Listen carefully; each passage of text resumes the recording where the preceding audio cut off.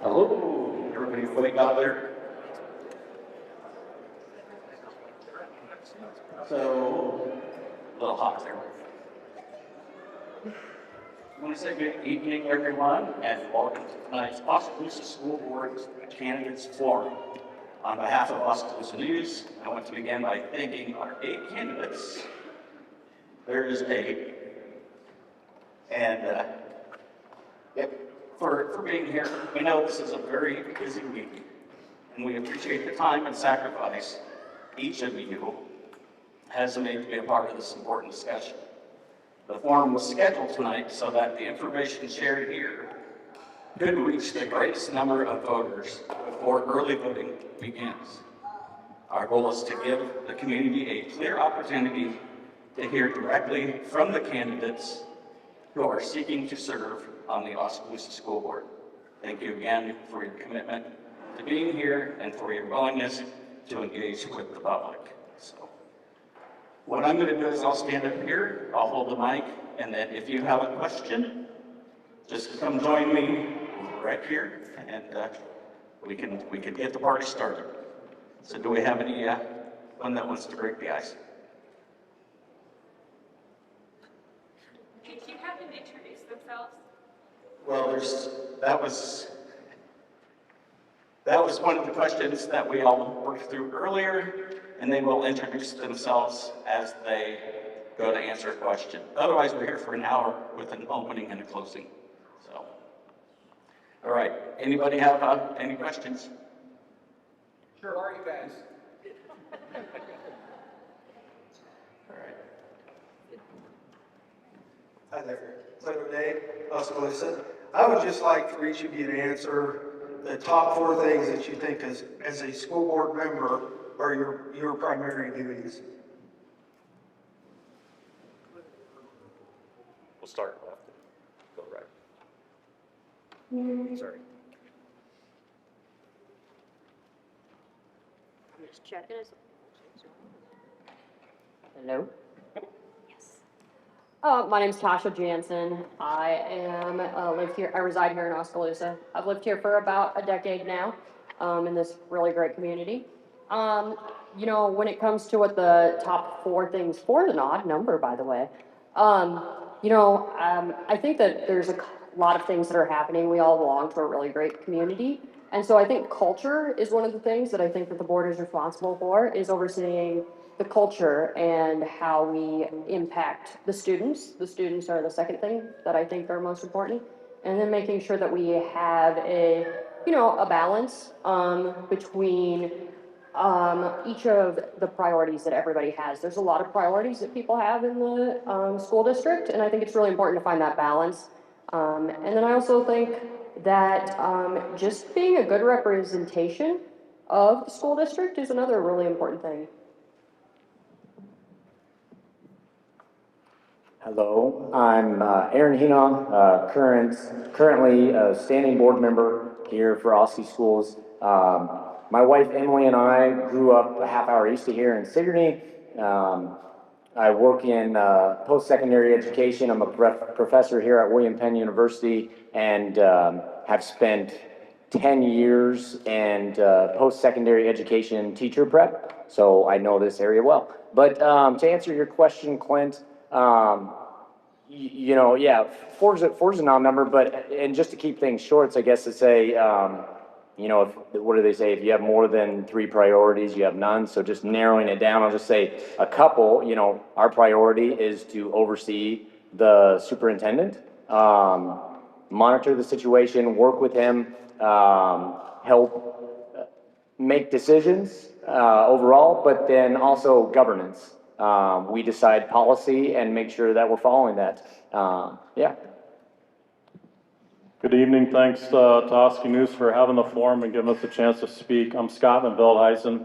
My wife Sandy, we live just north of the school, 2 miles north of Oskaloosa. We've graduated 4 students through the school. I've been probably a 20-year volunteer at the school and I've coached there in many different sports, been involved in FFA, been involved in numerous activities at the school. Love the school. My top thing is probably just what the school brings to the community. The school is really important in the community. When you look at a community, where you're gonna live, if you're gonna stay there, if kids are gonna come back home, you look at the school, you look at businesses, you look at recreation, and maybe you look at healthcare. So the school being part of the community is very, very important. Second, of course, the students. We want student achievement to be well. We want the students to perform well. We want them to leave the school successful, whatever they choose to do, whether it's secondary education, military, trade, whatever they choose to do, we want to provide them with the tools to be successful. And then fiscal responsibilities, huge. Taxpayers are giving a lot of money to the school. As you know, it's September 30, your property taxes were due. It's painful for me to write that check. 50% of my money goes to the school, my property taxes. If you live in the county, that's pretty typical. If you live in town, it's a little bit less, maybe 35%. And maybe the fourth thing is just culture in the school, the leadership, trust in the leadership, trust in the board, that your money's being used as efficiently as possible, the students are growing, and that your kids are safe at the school. Good evening. For people that don't know me, I'm James Feudner. My wife and I and my kids have lived in town for 9.5 years. Been married 27 years. Both kids graduated high school here, so definitely have a flavor how good the school can be. My daughter is married, lives in town, has 2 kids, so I got 2 grandchildren, one that was just born last week, so that's pretty awesome. My other son is a senior in college and will be graduating and getting married next May. So another thing people don't know about me, I'm the regional president for Bank Iowa in town, so I oversee 5 branches. If you ask me what the most important priorities of the school should be is, and I hope this doesn't come off wrong, but the first thing is the biggest 2 important things you ever do as a school board member is hire and fire a superintendent. The other one is, helping set the strategic plan, going back to establishing policy, procedures, governance, that kind of thing. And then also setting a budget that is aligned with that strategic plan. And obviously I have a financial background, so that's something I would really focus on if I got into this position. Thanks.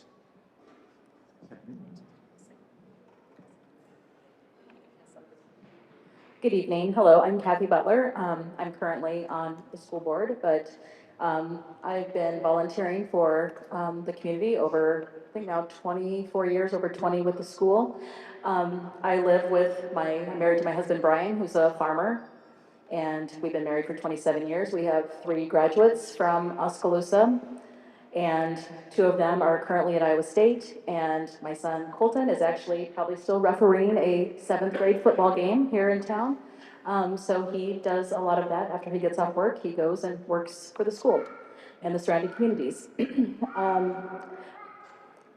Probably the most 4 important things that I think as being a board member, again, looking at that strategic goals and the vision, and of course student achievement.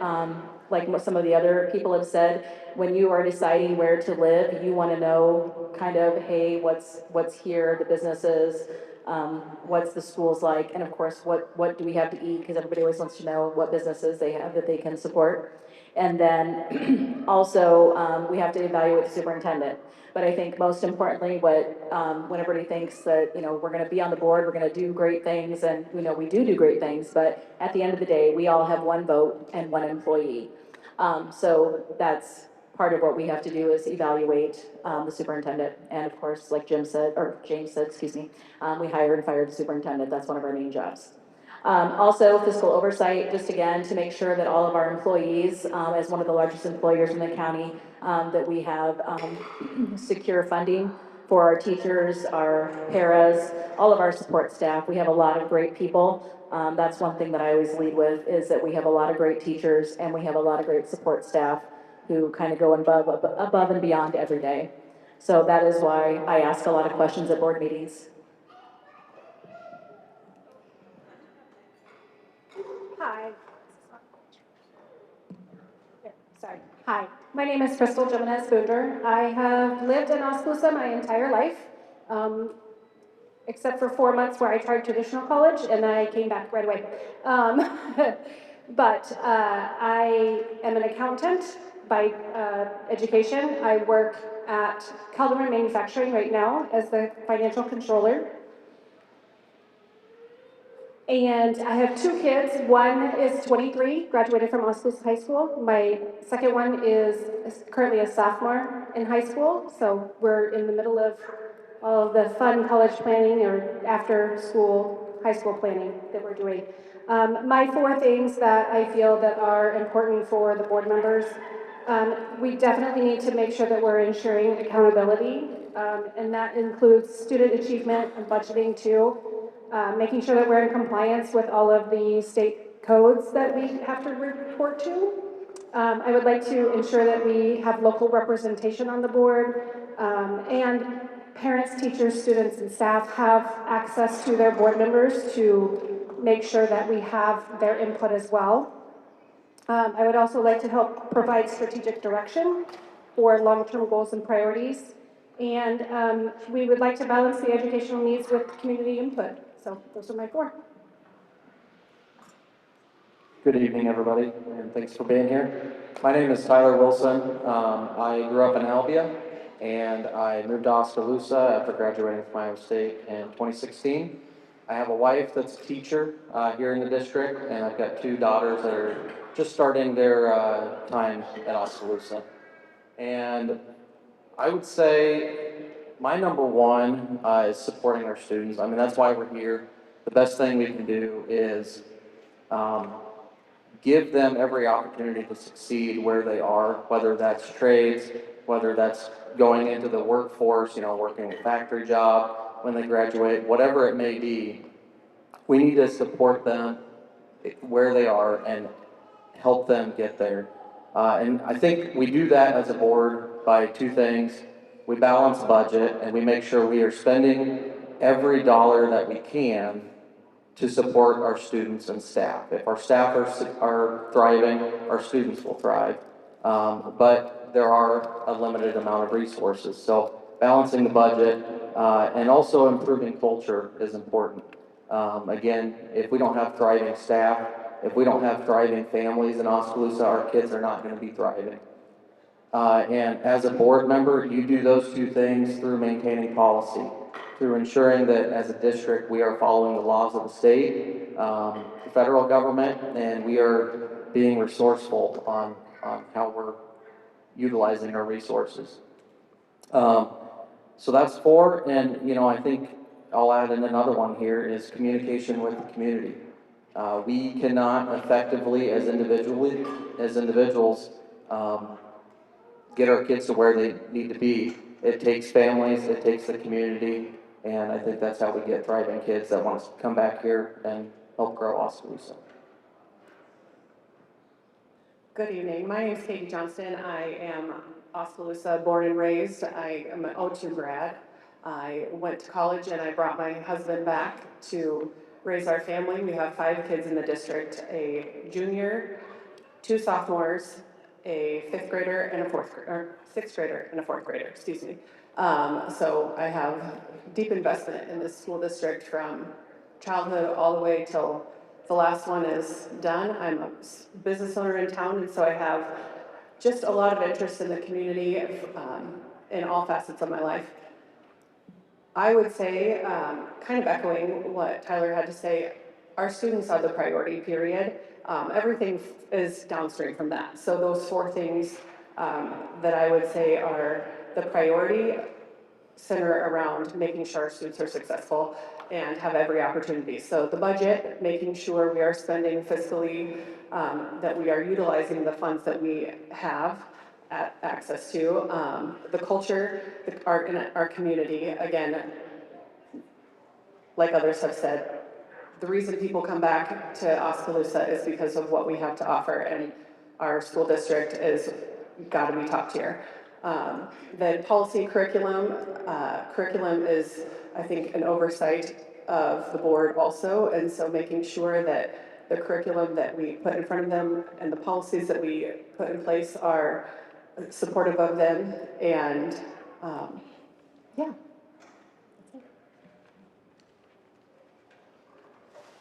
Alrighty, thank you all. Any other questions about who these folks are? I appreciate them giving that brief introduction. So, questions from the audience? Do we have somebody?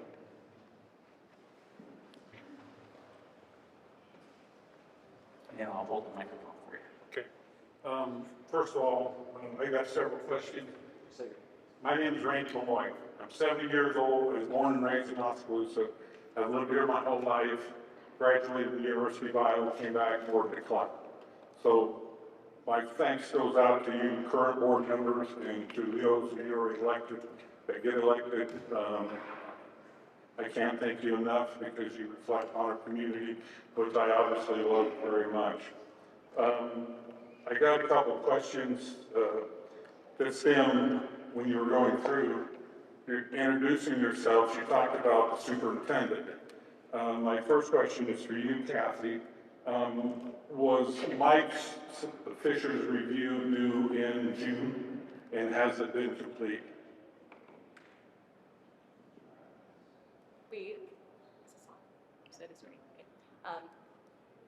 We did a mid-year review in September. Is it not? It's green. Let's go. Right? Okay, just a second. I just turned it off. Okay, it's green again. There. Okay. Sorry. Randy, to answer your question on superintendent's review, we did one in December, at the end of December as a mid-year. And then, as you know, President Comfort, we were supposed to do that in May, and as you know, that he resigned in May, and then as a board, we discussed it, and everybody decided it's not a good time to do for a review, because as you know, March, we had a FOIA, we had all this stuff that, I mean, just, we were being whiplashed back and forth. And so we did receive legal guidance of when to do that. As long as you do one a year, we can do that, and we do have that scheduled for October 14th now. We had just some other things that came up with people traveling and stuff in July that people couldn't be in attendance. That was our second tentative date, and that didn't happen. So it is on the docket for October 14th, and we will do his review. And it will be done before the election? Yes, it will be done. It's scheduled for October 14th. There will be a closed session. The agenda is usually published 24 hours. As an employee, he has to request that closed session, so that'll be up to him to request that closed session for his review, or it will be public. So that will be up to him. Okay, thank you. My second question is also for you. I've heard throughout the community that you and Clint requested a re-audit of the school district, and is that currently going on, I understand? Okay, just to clear up the audit, what happened is I received one phone call at my place of employment on June 26th. Then they sent the email to my personal email. So I'm assuming they went to my LinkedIn account and they sent that to my school email, or excuse me, to my personal email. I then forwarded it to my school email and alerted all of the other board members that we got this request of audit. And then we had to set up a meeting, and there was myself, Clint, and Sharma, because I had two other board members with me, depending on who was traveling, whatever. Sharma also sits on the Finance and Policy Committee, so she was one that was there. And basically, all I can tell you right now is the running procedures. I don't know who requested it, because there was lots of different comments. They didn't tell me that.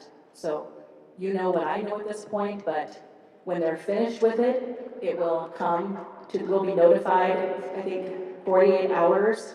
Clint, you can correct me if I'm wrong. 48 hours before it is released to the public, then the board will have time to review that before it goes public. That's what I know. This is the second audit? We always have an annual audit every year. The school district employs an auditing firm to audit our books. But what happened is we had a new one. I think if you go back into the minutes, I wouldn't want to say what month we approved that, but we approved a new auditor. We do not have the one that was previously, I think, 15 years or 20 years. We had a new one just this last year. This is an independent auditing firm? Yes, an independent. I'm going to move on to some other questions here. Yeah. So, Well, she's Okay. dancing around the issue, and I'm asking direct questions. Okay. okay. I'm telling you what I know. The auditor, anybody can call the state auditor's office and talk to them, and they will tell you what they're doing. That's all I know, Randy. Okay. Well, That's all I know. I'm telling you the process of what happened.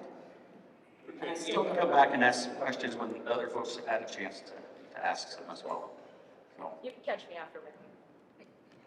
I want you to go on the record. all right, do we have any other questions from the audience? If not, I've got some. Oh, we have one.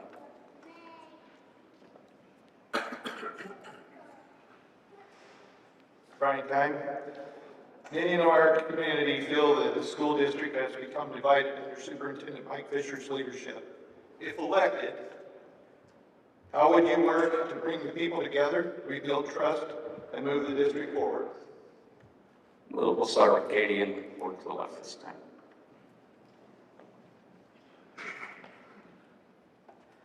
Thanks for that question, Brian. I think you're right. The district, the community has been extremely divided in the last year. I would say prior to October of 2024, that wasn't the case. There have been events that have happened in the last year that have changed that.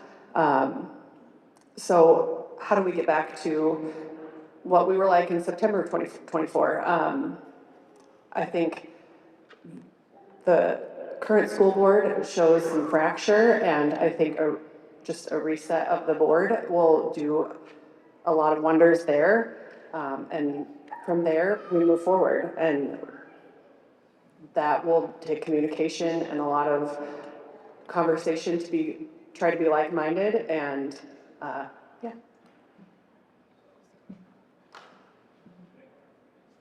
Hello. I would echo what Katie said, and the fact that the whole reason I decided to run was I felt like I could be a fresh perspective, a level-headed person that can look at both sides, understand where people are coming from. You have to have open, authentic communication. We got to have transparency, and that goes for staff. It goes for community members. We need to be able to listen more than we speak. That's why we have 2 ears and 1 mouth. So I think listening and just being open with everybody as a board member, as a cohesive board, is really what we need to do. If there are hard decisions, I think we can do a better job at explaining why we made the decision, all the facts around them. Of course, that gets a little bit tricky when it comes to personnel issues, but I think we can do better there. As far as Mike specifically goes, there's a lot that I hear, and it's all one-sided. So I think you have to be able to go to multiple sources of information, and the truth is somewhere in the middle. Mike's not perfect. He's made mistakes. We need to be able to accept those and be able to move forward positively for our community, for our kids. And that just comes with communication. That's the bottom line. Thank you, Brian, for your question. I'm going to echo the same thing that Katie and Tyler have said. We definitely have to make sure that we're just communicating very well within the board and within the community. I think part of my issues in the past year have been lack of communication to the community, and that was kind of what started me down this path to begin with, was to make sure that we had transparency. My financial background, I feel like we need more information in our financials, so that was why I stepped up to do this. Again, transparency in the reporting and everything that we're doing is key to the success of our community and our school. I think I'll just start with where, like, the October 2024 and that, I think where some of that happened. I think there was just a lot of things being said and about just different personnel issues that were not true. And of course, not going to speak about those because those are personnel issues. And as you know, I have 1 employee and 1 vote. So on that, I just think, and even people coming up and they're like, well, what side are you on? And I'm like, what side am I on? I'm like, I'm on the side of our community. I mean, we need to have strong businesses, we need to have strong schools, and we need to have strong people that are leading them. So that's the side I'm on. And as I said, there was a little bit of whiplash, I think, in the board. And as you know, we've all been through a lot, so we were just trying to kind of level set. And I think everybody is doing a really good job at that now. I'm of course the president, and Matt Sherlock is the vice president. We're currently right now working on getting everything ready for the One Voice document. The rest of the team, we stay communicated, and I think as a team, we're doing a lot better than what we were at that past time. So there has been a lot for us to deal with, as you know, with social media, policies, procedure. We have to make sure that we're doing the best thing for our community.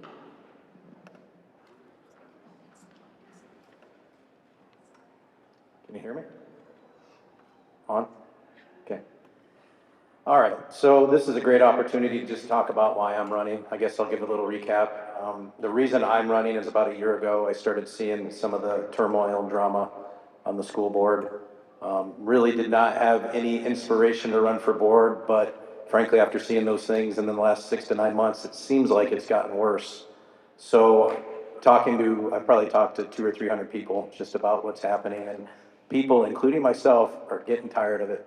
I think we really need to do a reset and really just focus on what's best for our kids in the community. I really think we deserve better than what we're getting right now.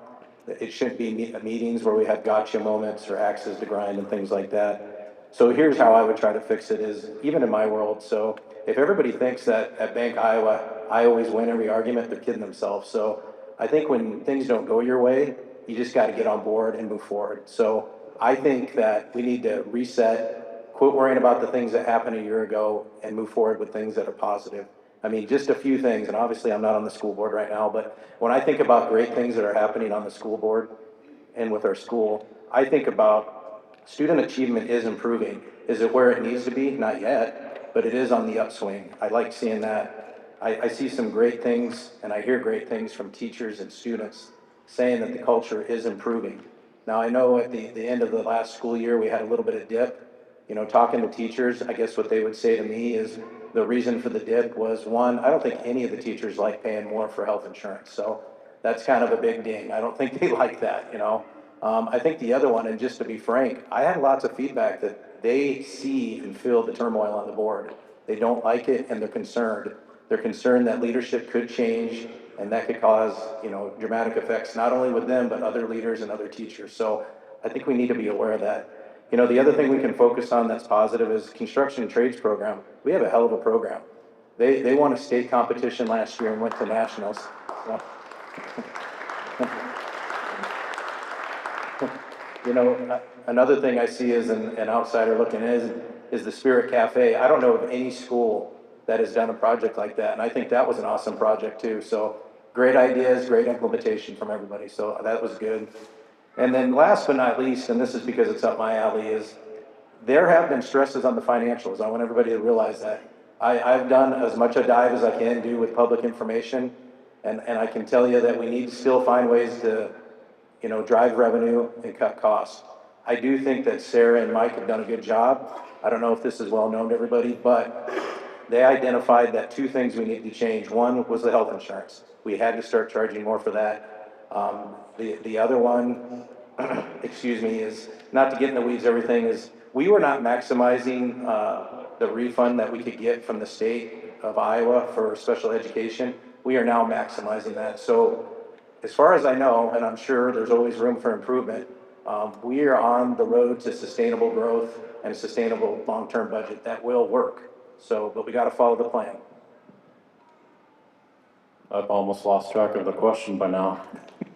But I would argue that there was some fracture maybe even before October and September, August. I got involved with a land housing issue, and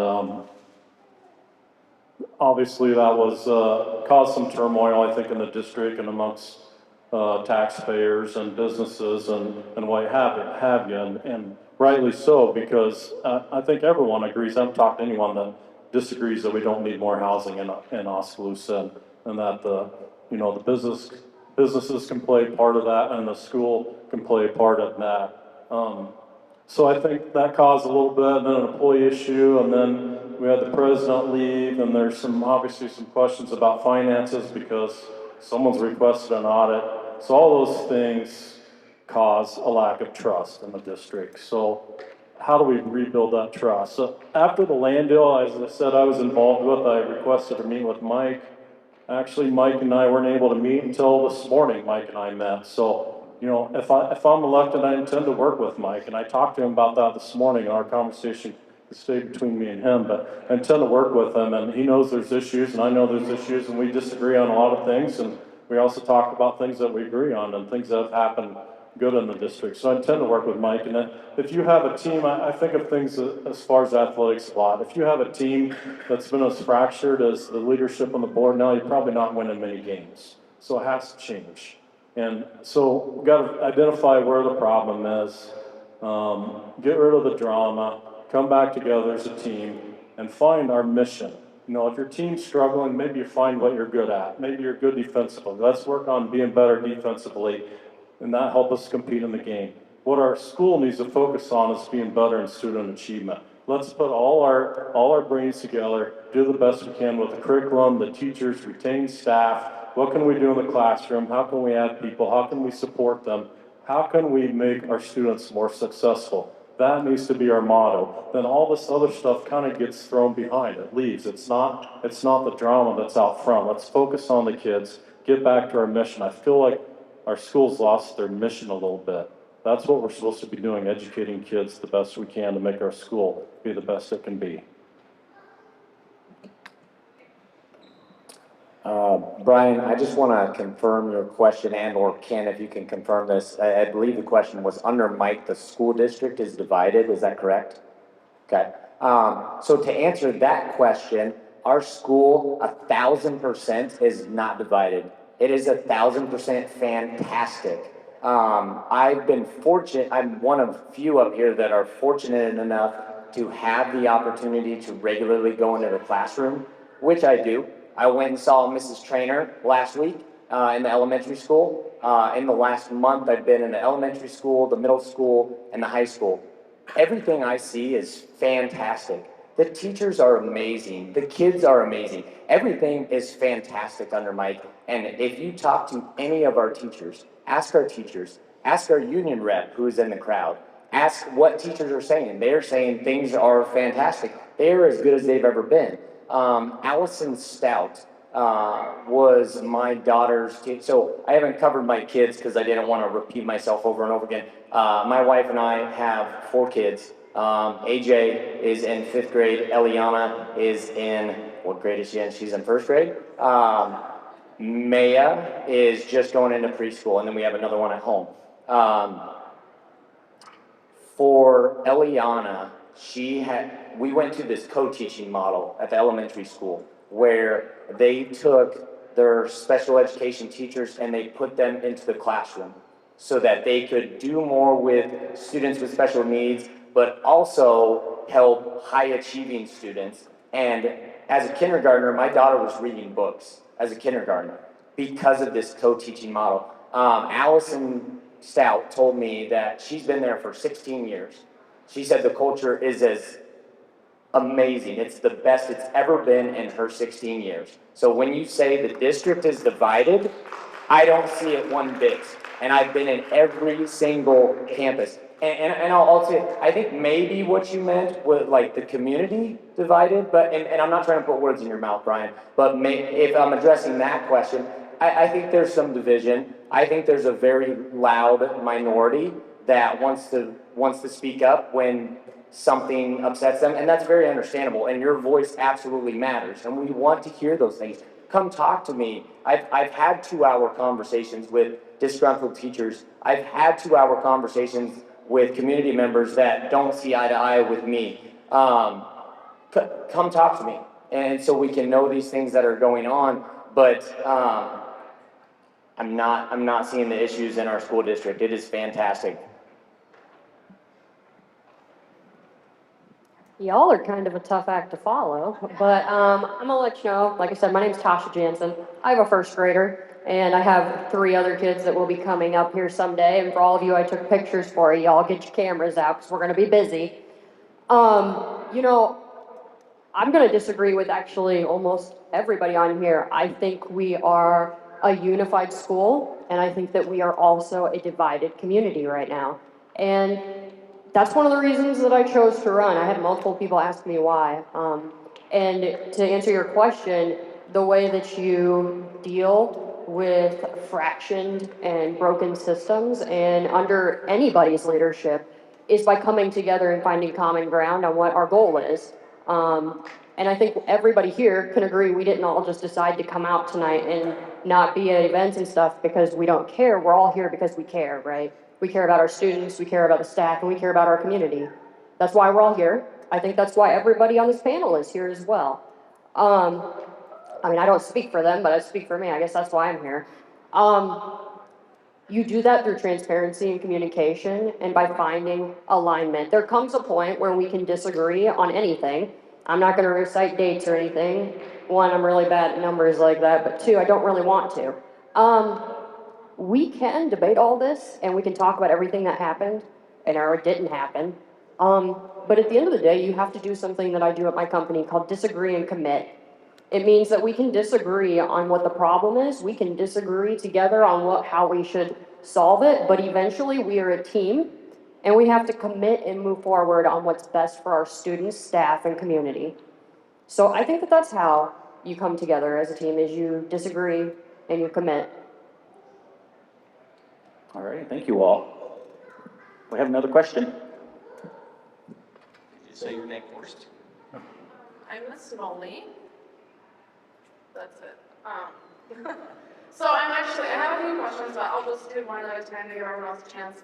And I'm glad Brian did that question before, because that kind of tells you which one I want to do. I do agree with Tasha that disagreeing is great. Like, that's what we do. I mean, that's the whole point of a democracy and difference of opinions.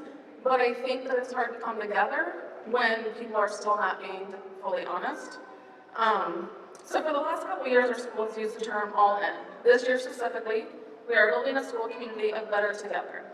I would hope that any of our school board hopefuls would have the goal to join in on those mottos instead of further divide. So now my first question is going to be for Crystal. How will you specifically rebuild trust with the school community and specific people who have been the target of your very public, very harsh criticisms that I don't feel like you really touched on when you answered that question that Brian had? Okay. All in and better together.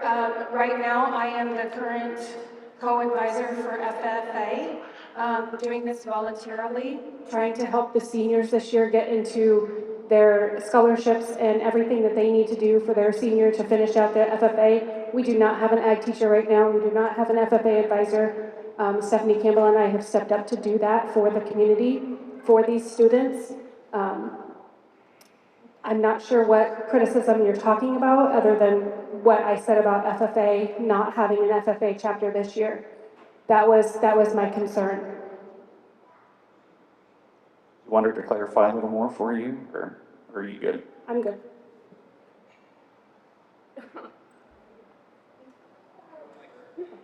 Yeah, I think I would agree with that, but, and it's not actually about Mike Fisher, so very public statements. Okay, come on up here. No, back it up. All right. It was specifically about Mike Fisher and intentions there, disagreements there. And I don't think you really spoke on that when they asked the specific superintendent question.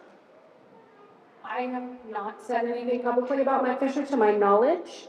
I have yet to meet with him because I'm busy with FFA and homecoming and things, but we have a meeting scheduled for the 13th. I'm not sure what else I can say about Mike Fisher. All right, say your name. My name is Tasha Janssen. I've worked for Oskaloosa Community Schools for 16 years. I've volunteered for 18 years. My husband and I have lived here for almost 20 years. We have 3 daughters who are currently in the school district. I'm currently not at work at the moment because of an issue, but that's besides the point. Erin, I would like to call you out. I have attempted to meet with you in regards to my situation, my concerns, because I am a tax-paying citizen, I'm a parent. And you had said you meet with me and then you took that back. So I do, it does kind of affect me when you say, reach out to me, I will talk to you, because that's not the fact, that's not my experience. But that's besides the point. My question is to you. I love Oskaloosa. I am not from here. I choose to stay here. My husband and I have no family in the area. I have a cousin who is here as well. Her daughter's in this school district, and we both kind of question. And I choose to stay here. Our family's 4 hours away, 4.5 hours away. I've had a really, really tough year that's affected my life professionally and personally. And I've gone through a lot in dealing with that. And I'm still dealing with that. I've reached out to the board after going through all the proper channels, and I was met 50-50 kind of. And that just kind of played into the scenario of the divide we're facing. And I'm all for rebuilding that connection. But because of the divide we're facing and what I've experienced myself, I'm asking all of you, what do you plan on doing to rebuild that trust with the teachers? Because yes, there are great things happening in Oskaloosa. There always are great things happening in Oskaloosa. For the 16 years that I've been here, that's been the truth. But there are also bad things happening, and we have got to face that. We've got to fix it. We can't ignore the bad just to focus on the good. We cannot silence people who are asking for help. It takes a lot of courage for people to get up and ask for help. That is really hard, I'm telling you that. And so how are you going to help rebuild that trust with teachers, with parents, with community members? Because I will tell you, I've been here long enough.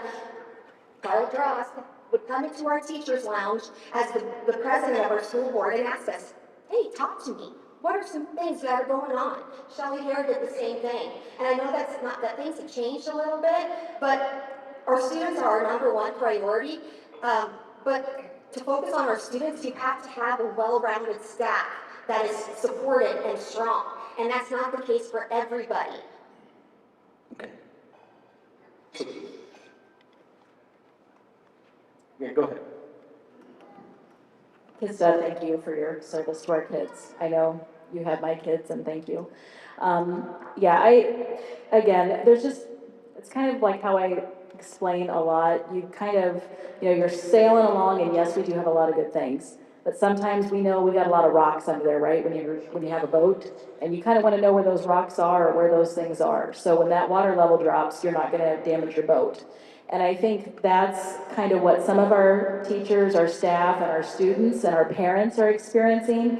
I know I have spent a lot of time the last 2 years than my previous 2 years. And I don't know what yes, we had different superintendents and different board presidents. And so again, just a lot of change, and change is hard for people, and without communication and transparency, a lot of things get said, and a lot of things get said on social media. Not everything you read on social media is true, people, so just remember that. And thank you for the people that pick up and ask and call and, say, hey, I heard this, what do you know? And that's what I appreciate. So again, if you don't communicate, we don't know what the issues are, and we all know as a board what we have to do, but at the end of the day, our job is to take care of our people who are in charge of our students, so. You got a response there, James? Yeah, I just wanted to add something to that. So obviously I'm not on the school board, and the only thing I can compare it to is the private sector and the financial industry I've been in, but not to downplay any of the issues you have. Because it sounds like it's pretty serious and it's been a struggle. Here's what I'll say is, the superintendent is asked to manage over 400 people. From my feedback, I would say it's a strong 90% seem to be pretty satisfied, but there is a 10% that isn't. So it's not all hearts and flowers. You're not always going to get the results you want. And I'm sure that Mike, if he was here, would agree that he doesn't always handle everything perfectly. And I think all managers and all people can say that. But I do think this brings up a good point, and maybe this becomes a platform, is if truly people aren't being heard, maybe there needs to be a little bit of different structure on how these incidents are reported and who it goes to and how quickly it can be dealt with. Sometimes traditional chain of command doesn't work, especially if the supervisor might be the problem. So I'm not offering any major solutions, but that might be something to think about. If I get on there as a group, maybe we need to talk about, is there a different type of reporting structure we can figure out to be more responsive? I see Aaron's got the microphone ready. Yeah, so Kista, I'll just say, yes, I have reached out to you, and you are well aware of the extenuating circumstances that I can't legally share that conversation out of respect and protection for you. I mean, that's overstepping my bounds as a board member, and teachers elect their union reps to have these conversations, bring those issues forward, and they unbiasedly represent you. That's why we have union reps, so. Anybody else with some comment? Tyler? Test. Yeah, Kista, first I'd just like to publicly thank you for calling me. I mean, you were one of the first people that reached out when I had announced that I was gonna run. And, you know, whether it's because of that or because of your story, it has stuck with me. And whether or not, you know, we've seen eye to eye on everything, fixing problems like yours is a key thing to me. In my opinion, it was a major communication breakdown. I think on both ends, there are certain procedures that we have to follow to get up through the chain of command, but I think the fact that your situation got to where it was, is unfortunate, and there's gotta be a better way to hold people accountable. Whether that's central office, whether that's the superintendent, we need to do a better job at documenting that, so that way we can help you as a staff member. I agree, somebody else said it, I'm not sure who it was, but we have to have our staff, with a full gas tank, or they're not showing up for our kids. So, that's all I got. I appreciate your question, Kista, and I I appreciated the opportunity to talk to you a few weeks ago. I'm gonna go back a few years. In 2021, for myself, it was about student or parent-teacher conference time in the spring that it came to my knowledge that we were losing a lot of teachers at our middle school, a lot. And I sat down at conferences and I looked at a teacher and I said, "How's your year been?" And I was shocked he didn't burst into tears because it wasn't good. And that was kind of the first time I'd ever asked that. And I've tried to make it a habit now, every time I see a teacher, whether it's in my store or other places, "How's your year going?" I can't say I do it 100%, but that teacher looked at me and said, "No one has ever asked me that before." And that, I mean, I about cried because that's terrible. And, you know, kind of the phrase, if you don't feed the teachers, they eat the kids. Our kids are the reason we're here. So we have to do the best for the teachers because they are the front line for our kids. So we need to be having those conversations, the hard ones, the uncomfortable ones. And if you need an advocate to sit with you to have a hard conversation, one of the board members should be willing to sit in that conversation with you.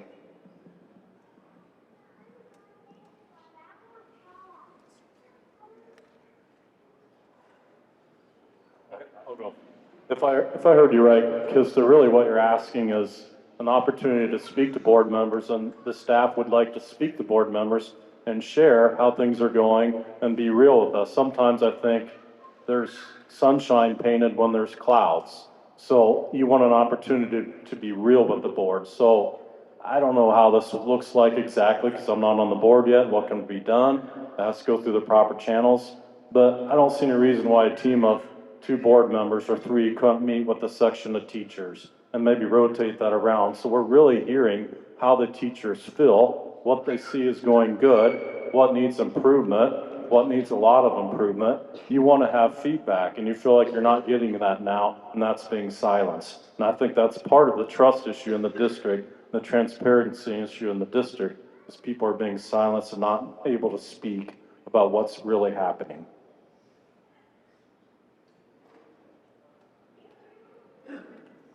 I appreciate you bringing up the question about trust and how do we rebuild it from here, because I think we can all agree that in any business, there is bad things that happen and there are good things that happen, and we have to move forward. What I can tell you is, I don't know about your situation, but that it does sound like there is definitely a workflow process problem, just like we come into at any company that any of us work for. And so you rebuild that by rebuilding the workflow process, finding where the breakdown is and how can we make it stronger. And then you move forward, and also you do hand-to-hand combat. Relationships that have been broke, you meet with those people, you talk with them, you see what their concerns on, and make sure that everybody's heard, because the teachers are the second most important thing here. And I don't mean that offensively, I mean they're the people taking care of the people who are going to shape the future of our community. So thank you. All right.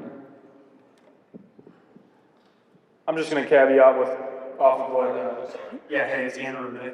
Caveat off of Krista said, since Aaron skated around it, how will you make sure the community's concerns are heard and not brushed aside by admin, especially if you can't even listen to the issues that your teachers have?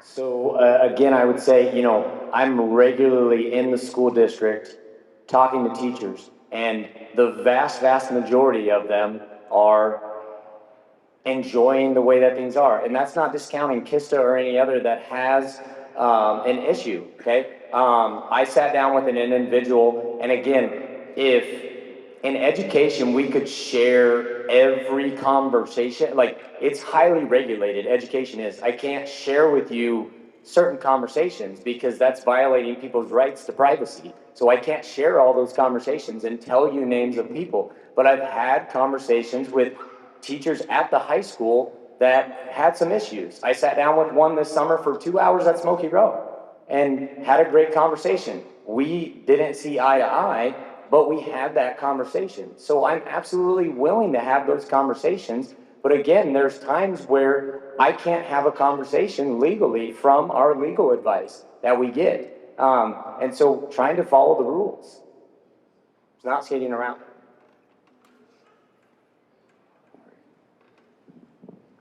I feel like I should tell a joke. It's kind of heavy in here, isn't it? All right, so I'm going to be a little lighter on the question, but here it is, and it's for everybody. My name's Dave Flunker. Most of you guys know me. Most people in here know me or know of me. How would you convince all of us as voters that, I lost my spot, hang on. How would you convince all of us as voters to vote for you that when issues arise, you're going to vote with your convictions and with your heart what's best for the students and what's best for the district, and not be voting based on pressure from your peers or from higher ranking officials within the community? How would you convince us that we can trust you to hold the line to your convictions and vote the way you say you're going to vote, and not over time vote just to get it over with?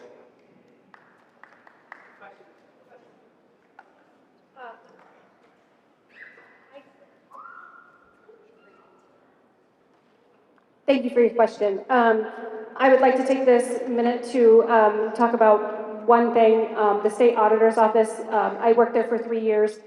That is where I got a lot of my training and making sure that we are doing what we need to do, regardless of what our feelings are.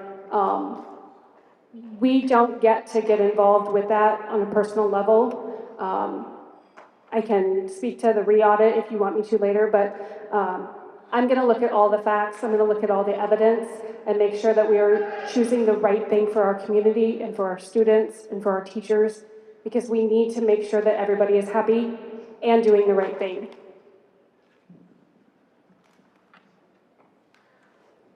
Yeah, Dave, thank you for the question. As you know, it's not easy sitting in one of those 7 chairs, and it hasn't been. And of all the years that I've served this district, it's one of the hardest. And I think you guys have all seen that this last month with the things that we've had to do as a board and to support our staff that was in the trenches. And I appreciate, everybody that reached out and that, and just a little bit about me of how I make those decisions. Just so you know, I'm a triple dominant brain. I'm very direct. I'm gonna be like Crystal over here. I'm gonna go in the weeds. And then I'm also the people. I always come back to the people, like how does it impact our people, our teachers, our students, and our staff? Because at the end of the day, that's who we have to take care of, and that's where my decision lies. And sometimes we do have to make difficult decisions, as we had to a few weeks ago. And I think you probably saw that on all of our faces at the board table. It was very difficult. I'm almost tearing up now because you do impact people's families and their children and then their families, and that was very difficult. So I think as a board, just when you get out of the trenches, you have to come back at that 30,000-foot view, and you have to make sure that, you know, the superintendent, he's operating and doing what he's doing, and we're there to support, but also we're there to question. Because we are elected officials, and you, the people in these chairs, are going to decide who fills these seats. So thank you. Thanks for the question, David. I guess I'll just have to refer back to just experiences I've had. I mean, people that work with me and have been on nonprofit groups or work with me at Bank Iowa, and frankly, I had some experience as a city councilman in a previous town, I think would all say that I'm not the one to cave. I have an independent vote, and I do hold people accountable. We had a situation in the city of Monona, and you can look it up, where I was involved in the termination of a police officer, and it absolutely needed to be done. Wasn't fun, wasn't great, but it had to be done. Obviously, being in the financial industry for over 20 years, I've had other opportunities that are fortunate or unfortunate, however you look at it, having to hold people accountable. And I mean, ultimately, here's my three things. So when you start putting pressure on somebody, three things are going to happen. One is that they conform and they end up working out, which is ideal, right? The other one is they voluntarily leave, and the other one is they involuntarily leave. So I will totally operate that way. I think people that work with me, and I see people in the crowd here that work for Bank Iowa, would say that even though I have to hold people accountable, I'm fair, open, and honest. So it should never be a surprise if we have to get to the point of termination. I think you're asking how you can trust us, and really words are hopefully not meaningless, but they are meaningless in some cases. So if you want to know about me personally, if you can trust me, look at my body of work. I've been involved with the school several years, worked with tons of kids, tons of staff, tons of teachers, been involved in the community. I've been here my whole life. If there's dirt on me, it's probably out there. You can ask people, talk to them about me. You know, I'm an open book. I don't care. And you know, also you should know that if I'm gonna delve into an issue, I'm gonna research it. I'm gonna look into it hard. I think that's out there on the land situation.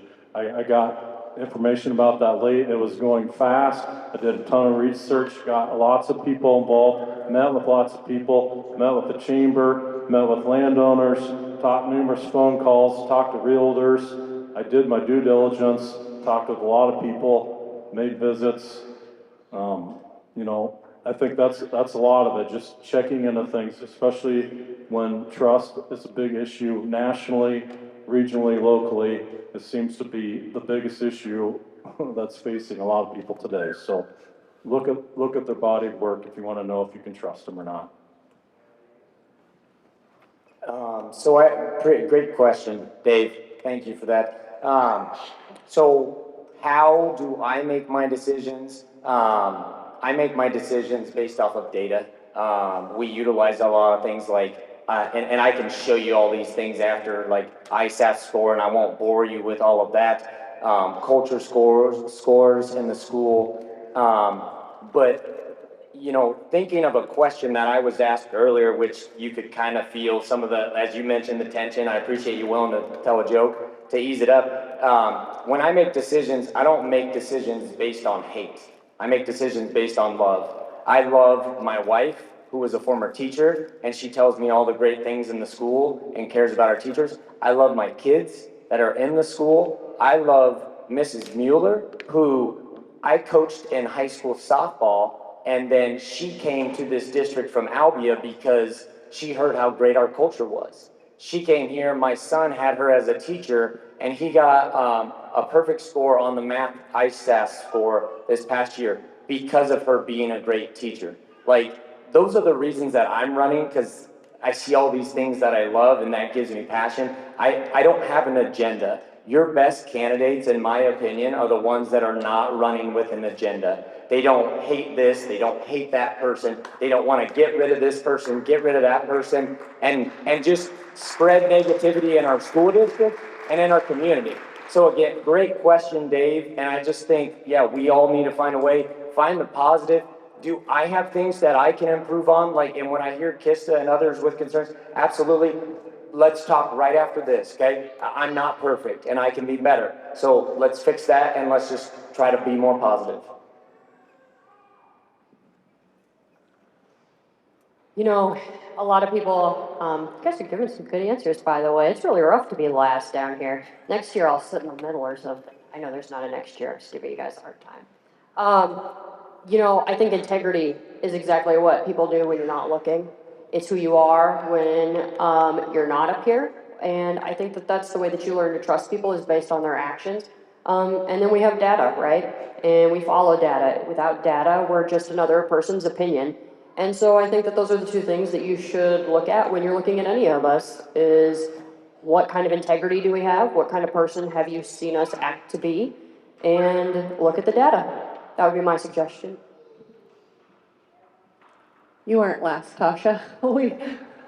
But all good. So I think when you're making decisions that are hard, it comes down to removing the emotion from it, shutting down your social media or setting it to the side and not making that factor. We're going to deal in facts and truth and not on emotion and conspiracy. Great question, Dave. And I guess I would just say, I'm an engineer. I don't really have feelings. I like data and numbers.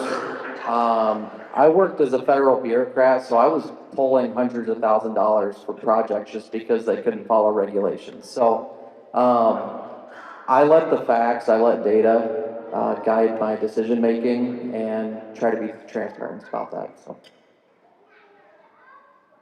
Dave, I was going to ask you for a Chuck Norris joke, but I think Tyler beat you to anything. Hi, Kyle Brown. Just a quick question. Have all of the FOIA requests been filled? I guess I could. Yes, to my knowledge, I think there was one confirmation of a date that Angie Lamberson, the last email that I saw, that she had to confirm what date she sent the material to pass President Comfort. So to my knowledge, Angie Lamberson did that. I do not know. That's a question for Justin DeVore, who's the FOIA compliance officer. Well, I mean, there's plenty of folks that work for the school district that turned their FOIA in right away, and members of the school board that didn't. So why did all the school board members turn it in right away? Why didn't we turn it in right away? There was very specific words, and most of us are up here that we're all volunteers. So, and I have never been through a FOIA before, so it was my first time. So, and there was lots, what? Who had not been through a FOIA request either. I know, and why is that? There seems to be a common factor there. I'm pretty good at math, you need to figure it out. You're an elected official, they're not elected. Why couldn't you follow through? You keep talking about trustworthiness, but you... I did. All of everything. Delayed and You delayed. can call Miriam Van Hooklam. She is the attorney for the school district at Allers and Cooney. She has all the information. Feel free to call her, Kyle. No, I am setting the facts straight. I don't post all of my life on social media. The FOIA requests have been completed.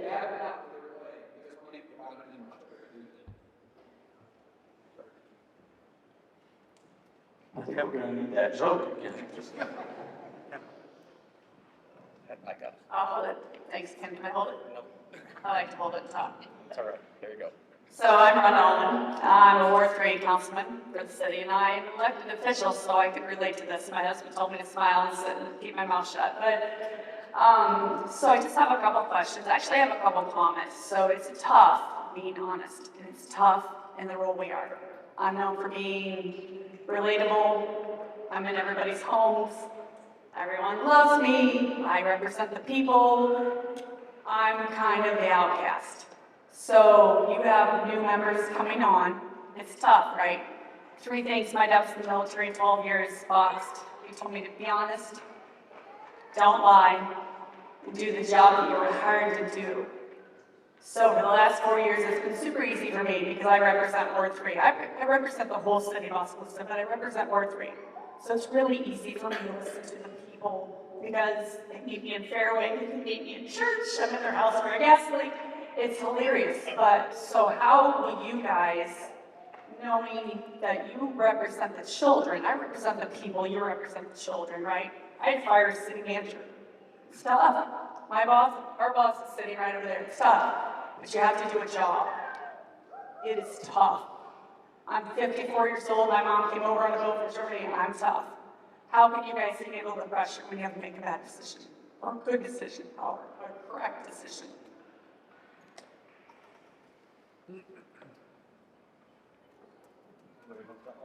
Can I go first? Yes, I'm so excited. I think that's a great question.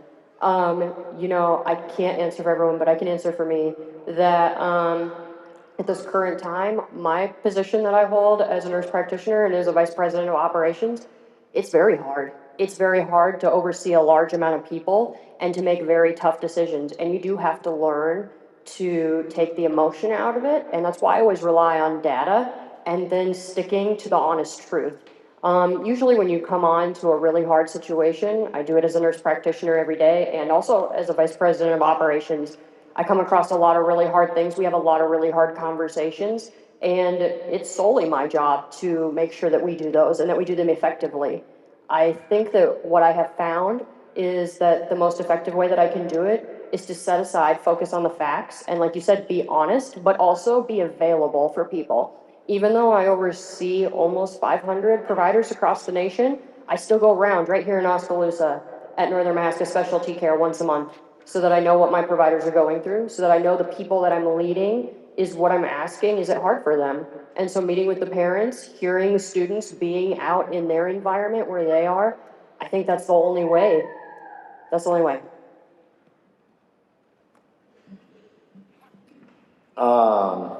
Great question. And it's a very tough job. It's a very tough job, as you well know. And I went through this of recent, and I think everybody wants to typify board members, like this person's this side, this person's this side. And that kind of happened with me through the AD transition. People want to say, you're on this side and you're not on that side. I coached youth basketball with Ryan, and my son and his son are best friends. We're best friends. And that was incredibly hard. And I took a lot of grief for that. But I can take it. I think experience helps, being through those things. And again, there's a lot of confidentiality with that. So you might have the perfect answer to make somebody feel better with your background information. But again, we got to be confidential on a lot of these issues. So I think having experience helps. And sometimes you just got to be able to take that. And I've experienced that. But I'm prepared to do it. And then I think just being positive about things. Okay, trying to find the good. We're not perfect at everything as a school district. Mike Fisher's not perfect at everything, but trying to see the positive and giving grace where we can. I think just showing up here tonight shows some toughness in the process to get to this point. We had to collect signatures, we had to talk to people, we had to stick our necks out there, going in the public scene, and people are going to say stuff about us. Not everyone's going to like us, not everyone's going to agree. That's tough to throw yourself out there. So we're going to give up some of our free time with our families. We don't have to do this. I think everyone up here cares to do the right thing for the students, for the community. So yeah, just being here, I think, is one step. Personally, 10, 15 years ago, I managed a crew at a factory down by Eddyville, and there was tough stuff that came along with that, managing people. Any of you that's been around employees, manage employees, you're going to have tough stuff. That's just part of it. And then in life, a lot of us have had tough stuff, and I've had one of the toughest, losing a child, and I've overcome that and been through that and continue to grow through that every day. So I've earned some toughness just by going through that, and I can't imagine anything tougher than that. So, yeah. Thanks for that question. I think a little bit this relates to what we were talking about before. So when it comes down to being tough, I've also been on city council. I've had to make tough decisions. Obviously, as a bank and a bank manager, I've had to decide if we foreclose on a house or collect on vehicles. So I would say that I have as good as experience as anybody, but I do want to clarify because I feel like there's a little bit of elephant in the room. So just so you know, I heard rumors that people think that Mike asked me to run. That isn't true. I will say that I've worked with him on other boards, and at this point, I fully support him. Now, that doesn't mean I'm naive. So obviously, people that are on the school board probably know a lot more information than me. If I get on there and I see things that are concern or pattern of bad behavior, I am not afraid to deal with it. But I do want to say, I have talked to a lot of people, and I just want to make sure, and I'll agree with Aaron, I think by far, the majority of the people do support what the school is doing and what's happening right now.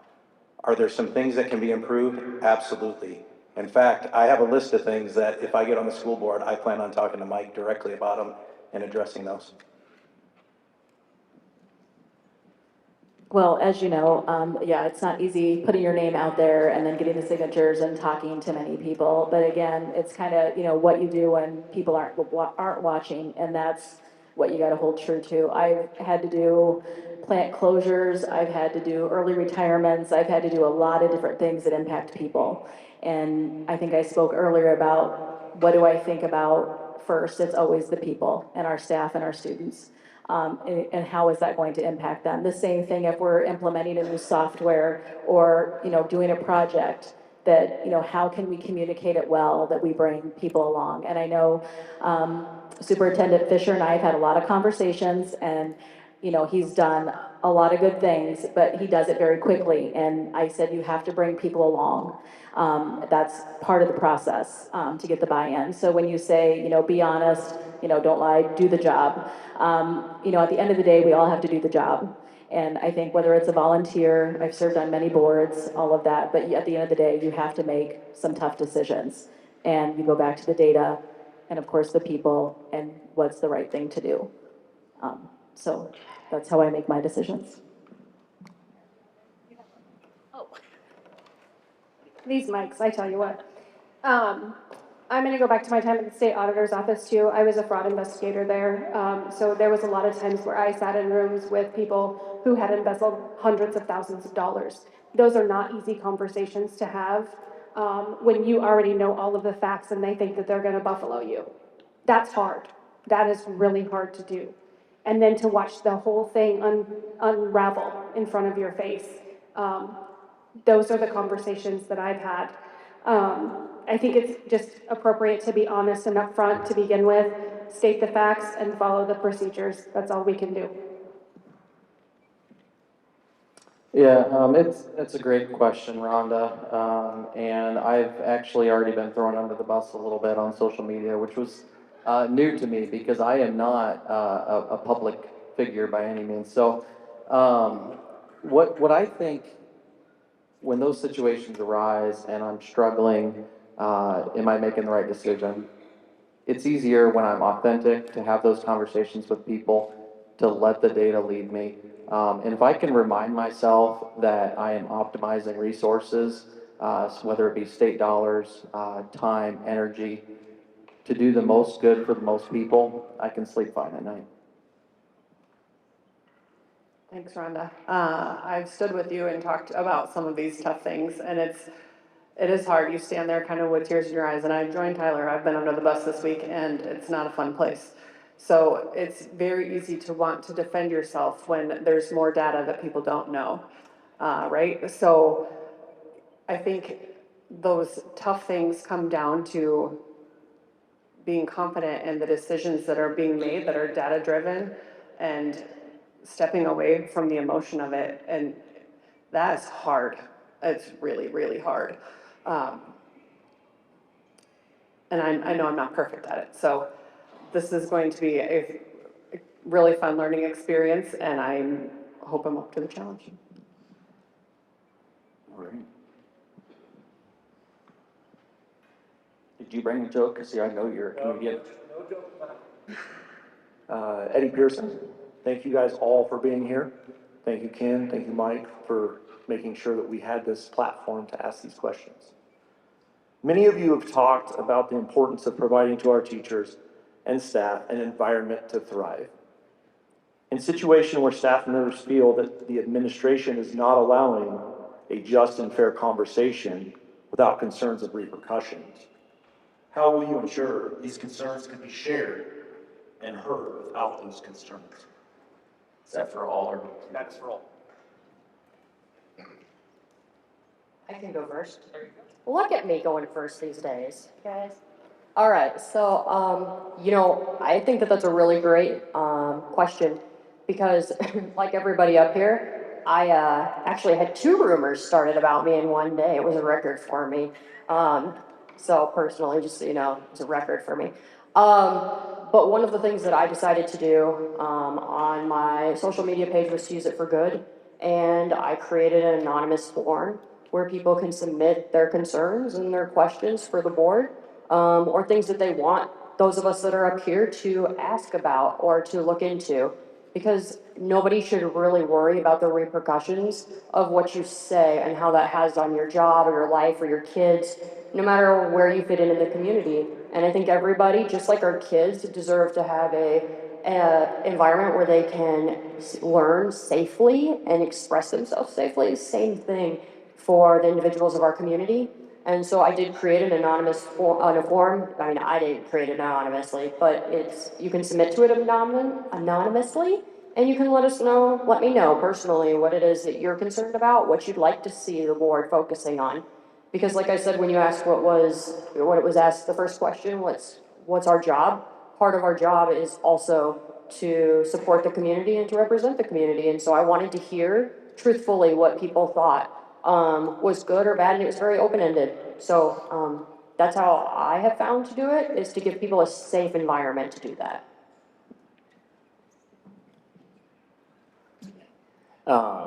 Great question, Eddie. And I think that's why this is great, that we have events like this to hear these things. And again, just everybody who's running, like getting involved is a good thing, to hear these concerns and stuff, because sometimes, I'll see your wife and stuff and just say, hey, how are things, but maybe not have a conversation. So maybe I need to do some more of those things myself.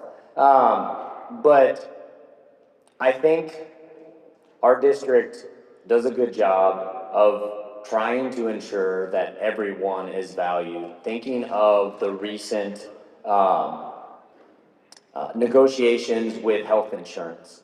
Health insurance, I mean, probably as a lot of you know, it's incredibly expensive right now. So navigating that as a school district, that was very difficult. And that was a very hard process for a lot of people. But through that process and sticking to our vision culture of valuing everyone, they found things such as paraeducators were paying a disproportional amount of what they should be. Like they were paying for their salary, for their hourly wages, they're paying way more than what teachers were.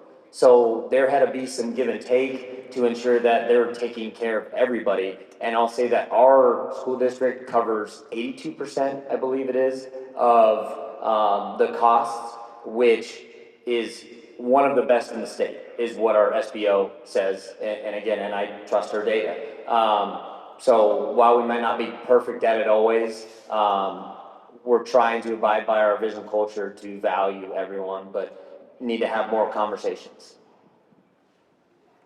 I think the first step is being available, and I've had teachers speak to me and actually encourage me to get on the board because they said they wanted common sense, they wanted wisdom on the board to help with some of these issues. I've also encouraged those teachers to follow the chain of command because I think that's very important. First, they need to try to speak their building principal, their contact first. Otherwise, this turns into a huge mess if we start skipping chains of command. And I think there's been some of that happening, and that, good or bad, it's not, eventually it turns out bad. So being approachable, but first they need to go through the proper channels. If that doesn't work, then maybe they can speak to a board member. Then the board member needs to continue to encourage the proper channels. If it still discontinues to happen, then maybe the board member meets with the teacher and they go together and meet with the building principal or the superintendent. It depends on the situation, who the employee is, what the situation is. But being available is of utmost importance, and being able to listen and then respond to that request. Thanks for that question. Scott, I think you stole just a bunch of stuff I was going to say, actually. With being in the Air Force for 4 years, chain of command is always a big thing. But I will say, and I don't want to make light of it, and Eddie, I really like the question, and we kind of touched on this with Krista. If I'm saying that right, sorry if I'm not. Is obviously there's times when feedback is not working. I will say what gets tricky is I know as school board members, you have to be very careful. Once you start delving into personnel issues, you make yourself liable. So I do think in general, you're supposed to try to follow the chain of command. I keep going back to, and I know we're not going to solve this tonight, is do we get a group together and come up with a mechanism where if things are just not being heard and not happening, is there some kind of email? Is there some kind of hotline? Something that you can call to get other people involved?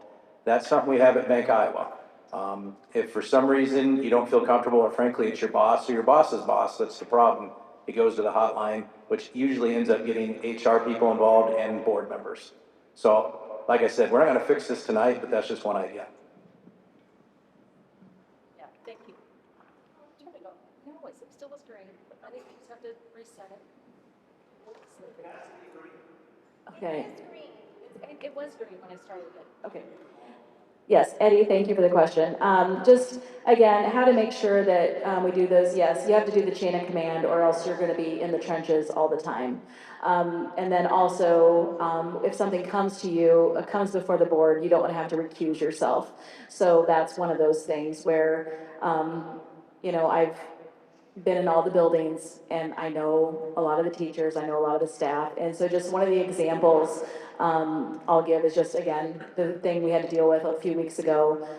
You know, the next day I was in checking on our high school support staff, making sure Danita and Becky were okay, because I knew that was a tough day, taking all those calls and the things that they had to go through.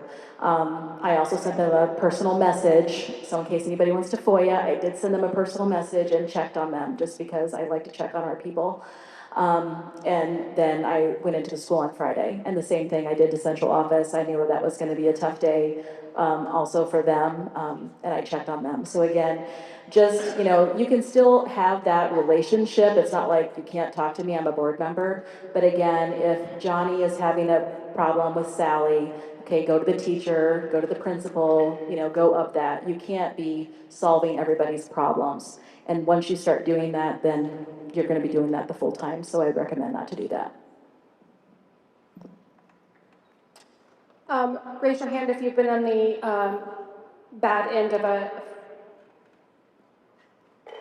anonymous survey at your employer that you provided feedback and you got really retaliated against. Just kidding, don't do that, don't raise your hand.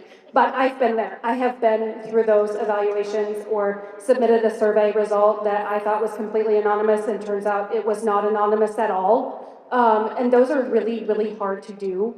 And then you have to have hard conversations, especially when you're not agreeing with management and how things are going. I do hope that we follow the chain of command, but also hope that as board members, we can be there for our staff and our teachers and make sure that we're getting the things done that need to be done, so. I think a lot of this goes back to trust and just having authentic conversations. I mean, you have to be able to trust somebody to give them criticism or feedback and help each other grow. I'm a believer in meeting people where they are.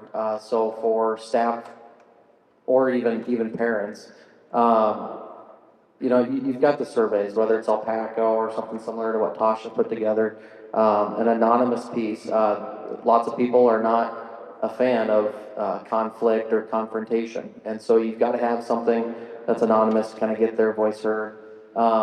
Being visible in the schools as a board member is huge. It's how you build trust. It's how you build relationships.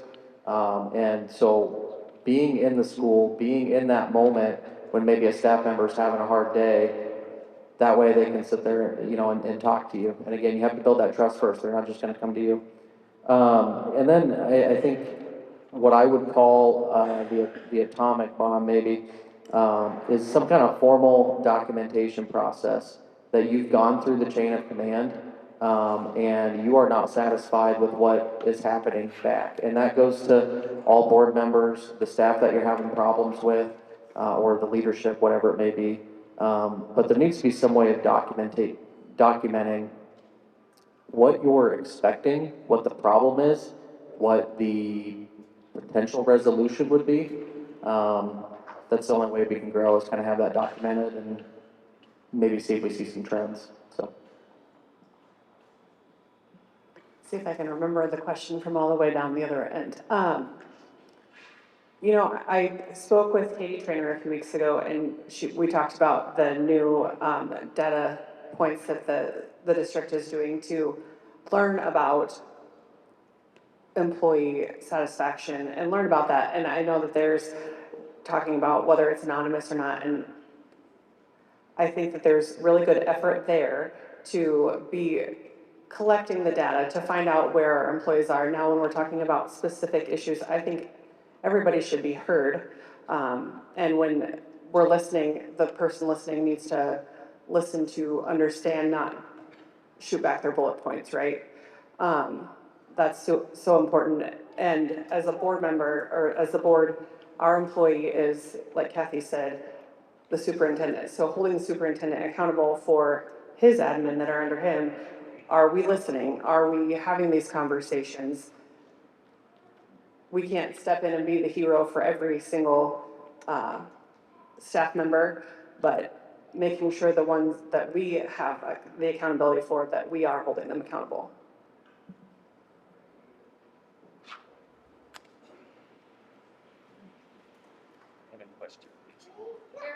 Solers, my question is for all of you. Can you share a time where you recognize that you had made a mistake while acting on behalf of a professional setting and recognize that mistake publicly?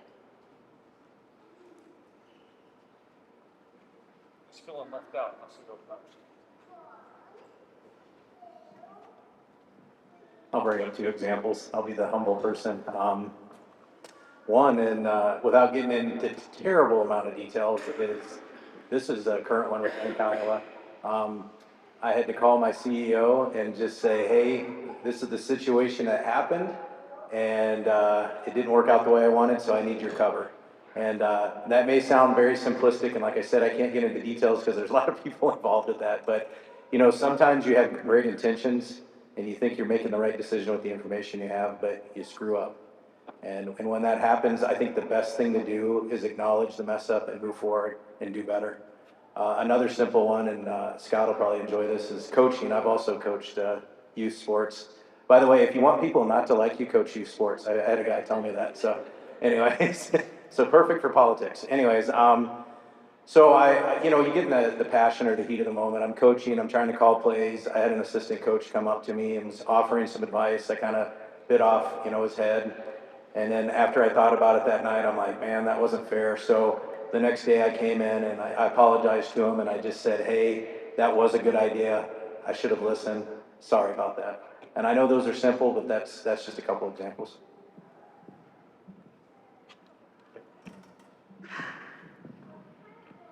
Well, I make mistakes all the time, so I'll just pick this one, because it's the most recent one, where, of course, you know what we were all dealing with a few weeks ago, and then I had to make that call to the superintendent when it was brought to my attention.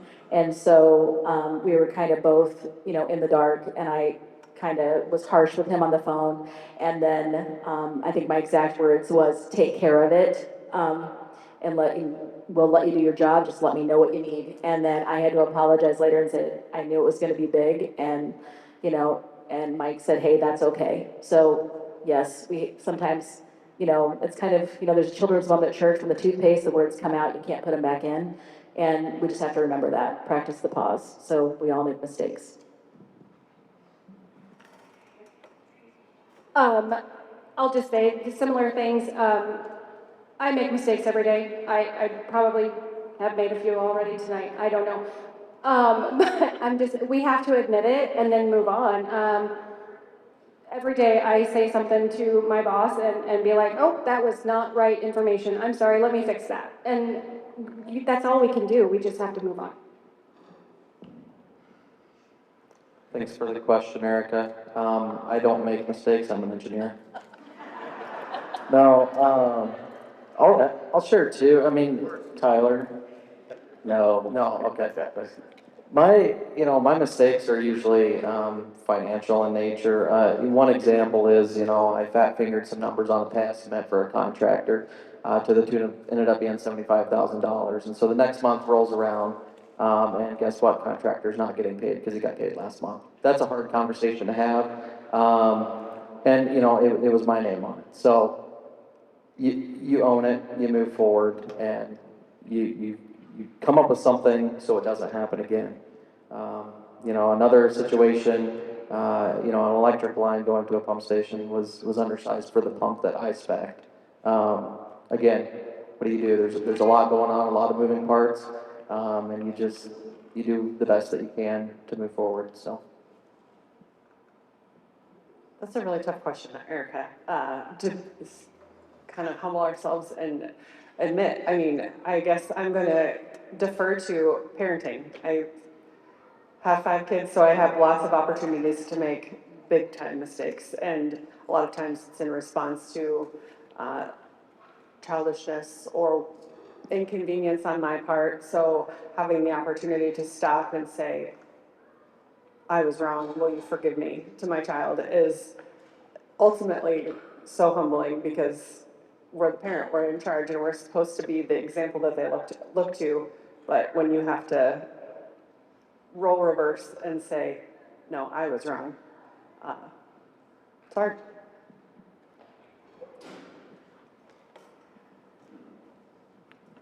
No, I didn't volunteer to go first for this one.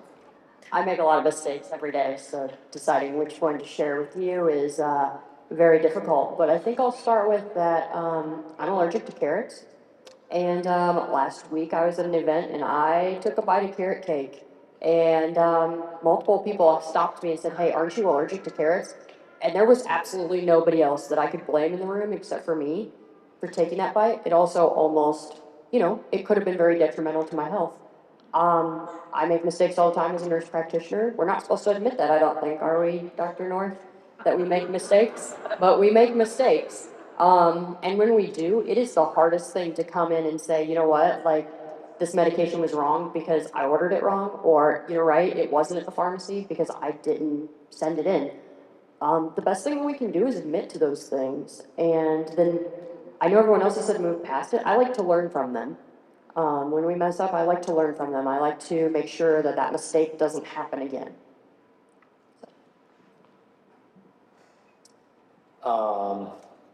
So, question, now that I'm the last one, again, we're like, when you make a mistake publicly, what you did, I think my mistake that I could own right now, I'm part of the current board, and I think it's gone awry, and that's on all of us as board members on all sides. So I mean, I think, this is me now saying yeah, I need to be better. We need to be better as a board, because again, if you talk to people in the district's great. Probably one of the least strong parts is the board. So, but thinking of handling that moving forward, I always take this with me. I keep it in my wallet, and so I had to pull it out. It's this Believe card from Mark Scholes. And the quote, just a part of it that he would always say is, and you see it posted in our middle school if you go visit, what about the belief of hope that I can be better, that we can be better? So, and I think just moving forward, whether it's me on the board, whether it's us in the community, we can be better, and that's on all of us. We need to be positive. We need to help our leaders. We need to help our school. We need to stop posting on Facebook, and we need to do what's best for our kids.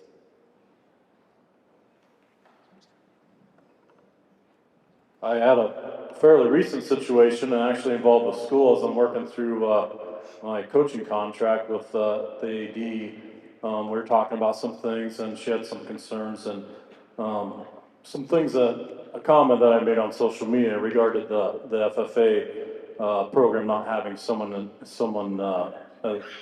running that program now, an advisor. And I made a comment under another post about kind of a stirring the pot comment. I won't even mention the comment now, and I own that, and sometimes our best critics are our spouses, and I shared with my spouse, and she said, "You did what?" And I owned up to it. I apologized. I removed the comment, and I spoke to the AD about it, and I also mentioned it to Mike Fisher this morning. So yes, we make mistakes, and one thing we'll have to be very, I'm still learning, I'm 53 years old, but I have to be very careful not to get emotional and that message gets typed out. I think I'm getting better, and being on the board, they're just things that can't be said, and we have to be, maybe not even on social media, whether what we're reading or what we're saying, what we're tempted to say, it's just not going to be beneficial for the community. All righty. Hi. Tell me to hold it. Oh, It's your mic. Yep. My name's Laura North, and first of all, I'd like to just let everyone know how uncomfortable I am up here. I agree that we should be taking emotion out of this. This is a business, and Kathy, I appreciate you saying that we need to practice the pause, but I've paused for nearly 10 months now, and I can no longer pause anymore. My question is for Scott. I've heard that there are people in our community who will vote for you not because of your experience or lack thereof, nor for your potential contributions to the board, but for the mere fact that you are, quote, a good Christian man. In Proverbs 6, verses 16 through 19, it says, "There are 6 things that the Lord hates, 7 that are detestable to him: haughty eyes, a lying tongue, hands that shed innocent blood, a heart that devises wicked schemes, feet that are quick to rush into evil, a false witness who pours out lies, and a person who stirs up conflict in the community." As a fellow Christian, I know my place is not to judge or condemn you. I am certainly not in a position to do that. However, it is my job to warn you. I have personally experienced or witnessed you committing at least 2 of these things, which have negatively affected me and many others in this community.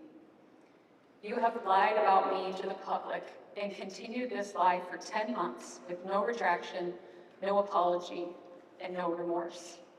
You have allowed others to believe and spread these lies and even encourage others to unjustly link my name to issues at school board meetings. Just a couple of weeks ago, you were literally crying to my husband, accusing me of having something to do with your coaching contract not being renewed. This claim, like the one 10 months ago, is absurd. More importantly than me being lied about, bullied, and intimidated is the conflict that you and many others have and continue to stir up in our amazing community and school district. You say your record speaks for itself. Over the past year, your record has been to sow discord among brethren. Our family has been generous and compassionate to you and your family over the years. Over the past 2 years, I've struggled with a tough phase of loss. And instead of reciprocating that grace and compassion, you instead made things worse and more stressful for me. This is personal. My question to you is, how do I, as a stakeholder, gain trust that the lies will be remedied and the conflict will calm, temperature will cool with you on the board when you have been at the center of nearly all of it over the past year? First of all, I'm extremely sorry we're in this position. As you know, your husband and I have been great friends over the last several years, and he's been a great support to me. We spent a lot of time together, walking, talking, praying the last few years. I've made mistakes. I'm sorry what I've done. I did reach out to you 10 months ago and asked to meet. I thought maybe that would help, just like I asked to meet with Mike, and we met Mike and I met this morning. Hopefully we can move forward from that. I'd love to meet with you and Dave and talk about this personally together. I'm not sure this is something that we need to talk about in public, I would love to speak to you and go over that together personally. I'm sorry I've offended you and your family. For that I own. I'm sorry.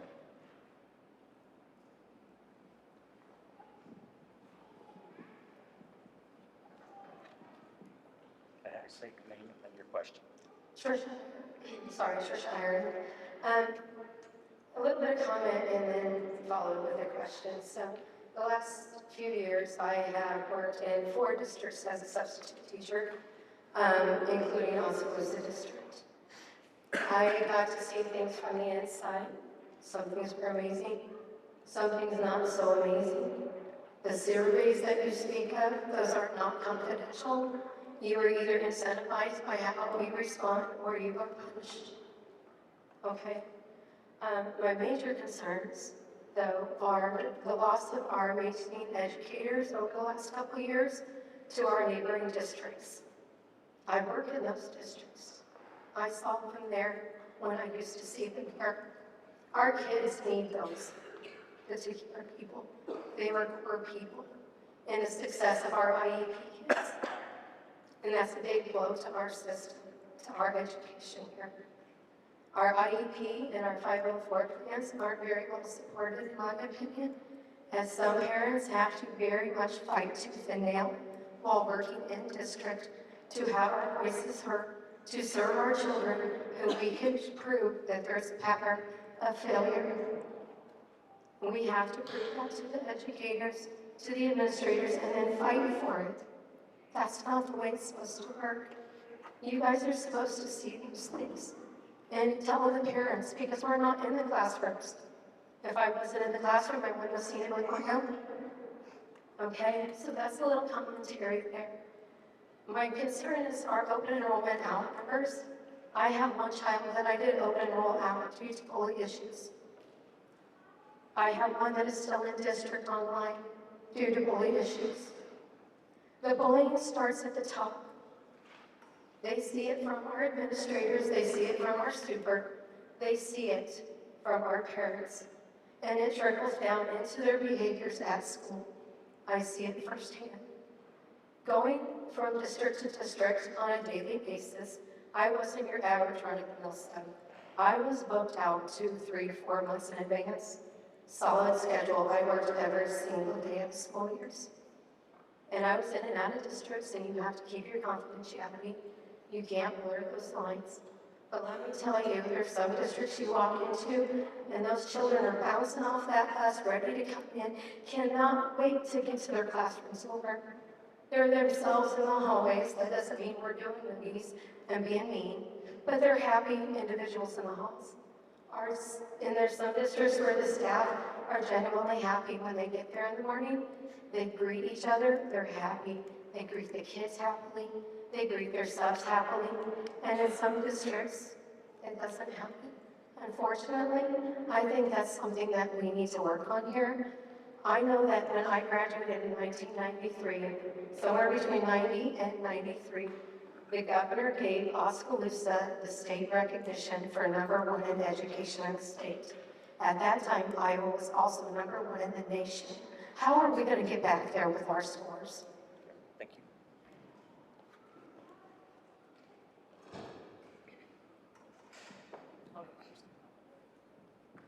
Okay.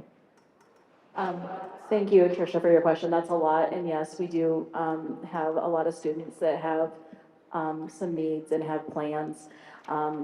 And we need to trust the staff to do those. And I know they have a lot of good paras that assist those kids. I just had lunch today at the Spirit Cafe.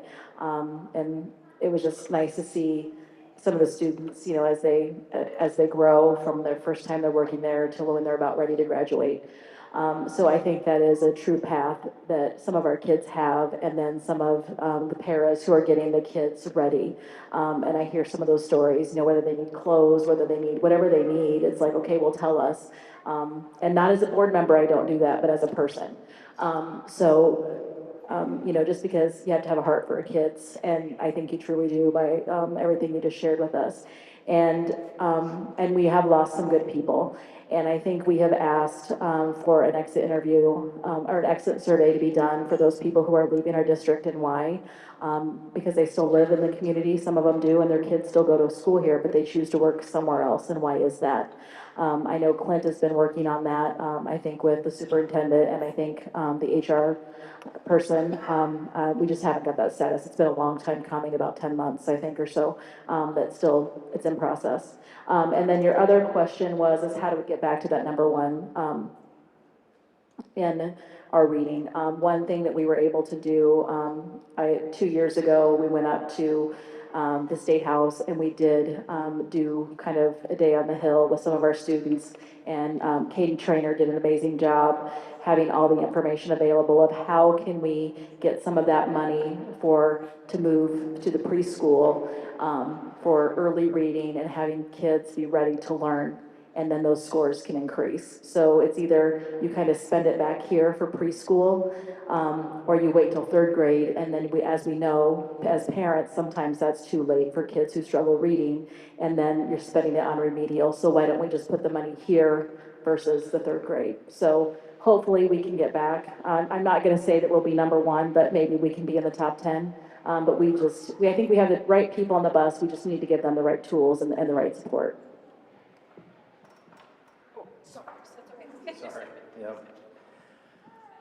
So obviously I'm not on the school board. I mean, I'm just gonna have to try to use, common sense and common knowledge. But I know in the private sector, if you wanna be the best, you go out and look who's doing things right. And you figure out what those things are and if you can repeat it. I mean, I think that's how you get higher academic success. I talked to Carl about a week ago, and that was the one thing he really focused on. So, the big picture here is, I think all of us understand that we want higher student achievement, because not only is that good for our kids, it's gonna attract more kids. Because it does seem like numbers are going down. Now, there's lots of reasons for that, but that could be part of them. When you're getting your clock clanged by Pella, we don't like that. We don't like when they go to other schools. So I guess what I would say, just to summarize that part of it, is we need to benchmark with the people that are highly successful, and how do we repeat that? Going back to the other stuff, and I feel like we've been talking about, it seems like we're seeing two different things. I mean, I will tell you, most of the teachers and students I've talked to, I mean, literally I've said comments like, best superintendent we've ever had, more visible than any other superintendent we've had. So, but obviously there's some people that are not agreeing with that. I talked about maybe trying to brainstorm and come up with a new reporting structure. One group I left out, and I think it's very important, is the teachers union. So obviously they're having some of these conversations and they're seeing some of these struggles. So I really think we need to lean on them, follow the data. It is my understanding, at least in the last year or two, turnover has been down. So I think we really need to look at the data. I do obviously think there's people that are scared to report.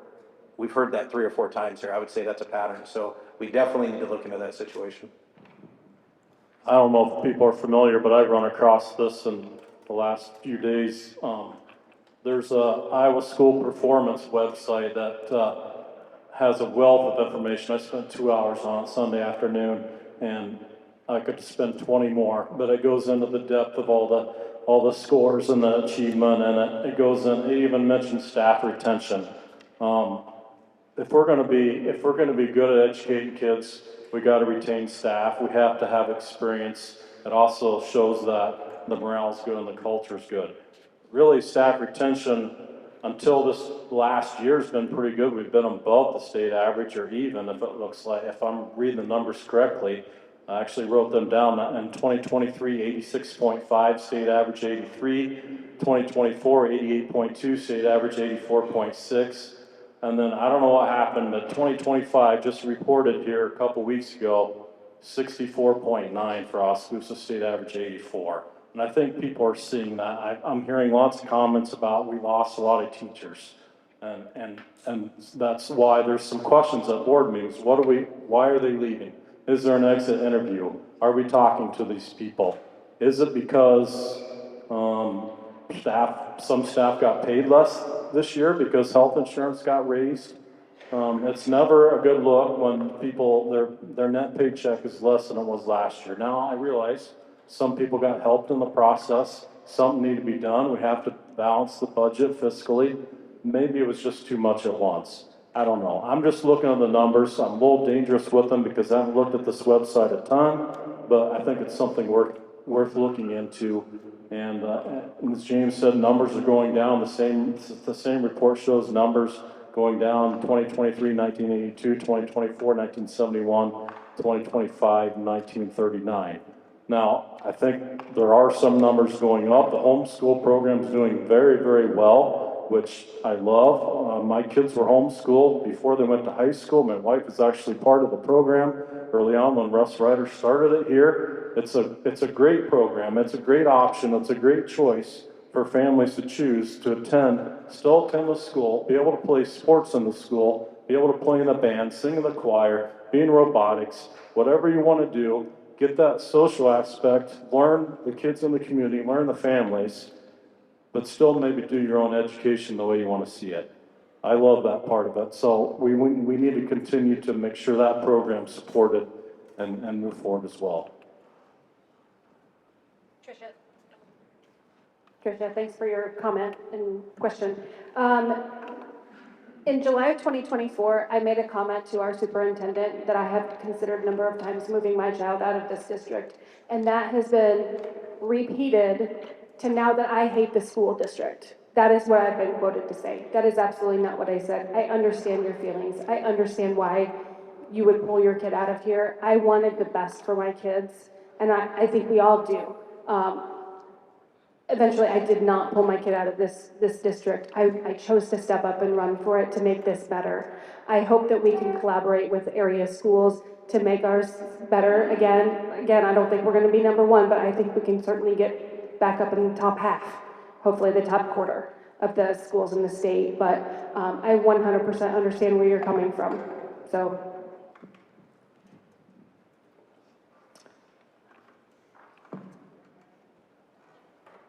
Oh, okay, I'll go. Yeah, thank you for the commentary, Tricia, and thank you for the question.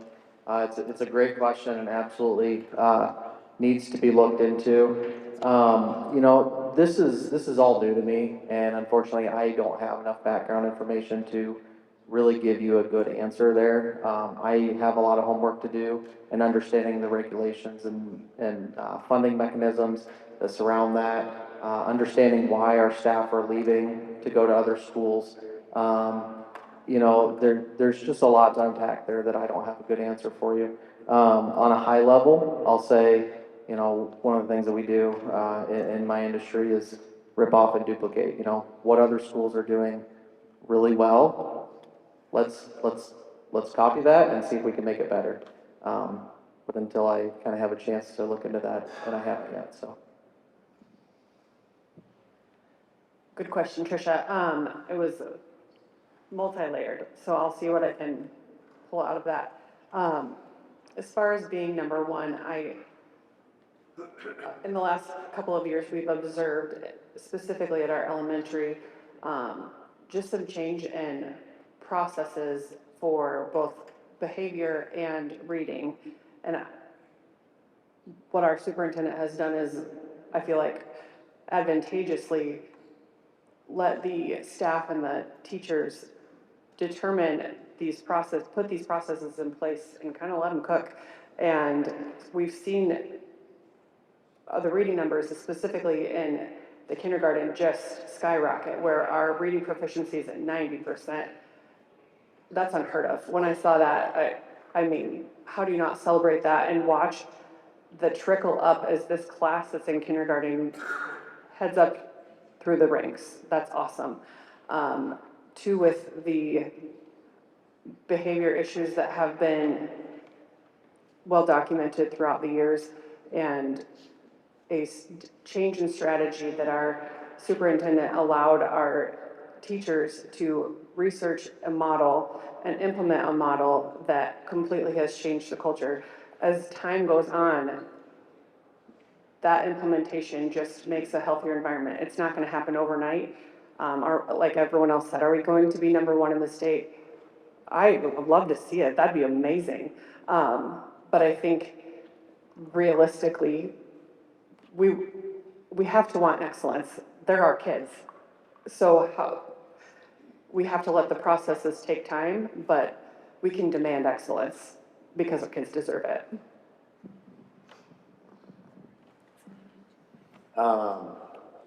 Thanks for the question, Tricia. And I'll say this, I have cards up here. I'd love to give to you or just talk to you after this. And again, I think these forums are great to hear people's thoughts and get this communication because we can't be everywhere and we don't know everything as boards. So thanks for sharing.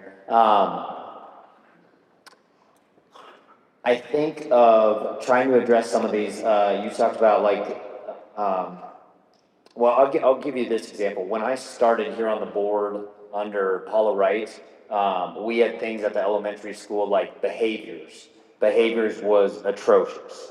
Like it was bad. It was not a good environment there. And now we have educators here in the elementary school, correct me if I'm wrong, but Pella is coming to Oskaloosa Elementary to see how we handle behaviors. That's pretty awesome. And I agree, everything's not perfect, but it's like we're addressing things as they come up. And there's so many things that need addressed, and that's not an excuse, but we're working on many things. Like when we talk about, and then another thing you brought up was the concern over the IEPs not being well supported, which I've heard the same things. I was talking to Maddie, one of our paras, the other day at the elementary school, and she brought up some concerns, which I then shared with Mike Fisher and said, hey, here's what I'm hearing, Mike. We need to do something about this. And he put it right in his book. He wrote it down and he circled it. That means he's going to take care of it. And he's working on it. But you said the IEP is not well supported. There's a lot of criticisms from some people, even up here, on our district on overspending, right? We're spending too much, we're doing this or that. One thing we did to save on spending was cutting our special ed director. It's a very large salary. They removed that, and that doesn't mean that we're not handling it. Steven Satz, who he's been at Sigourney, where I'm from, he's been at Pella, and he is fantastic at special ed. And so we're saving money, him as an assistant principal, he's taking care of our special ed, so we're being fiscally responsible, and we're trying to address that. But again, it's great feedback to hear that needs to be better. And then when talking about teacher overturn, our data tells us differently. If you look across all of our campuses, it is a healthy overturn. Do we want overturn? Do we want to lose teachers? We absolutely do not. But it's gonna happen in any business. And then when I think of trying to like be the best in things, I have ISAST data here that I'm happy to talk with you about, where we are proficient or above the state standard in ELA, math, and science.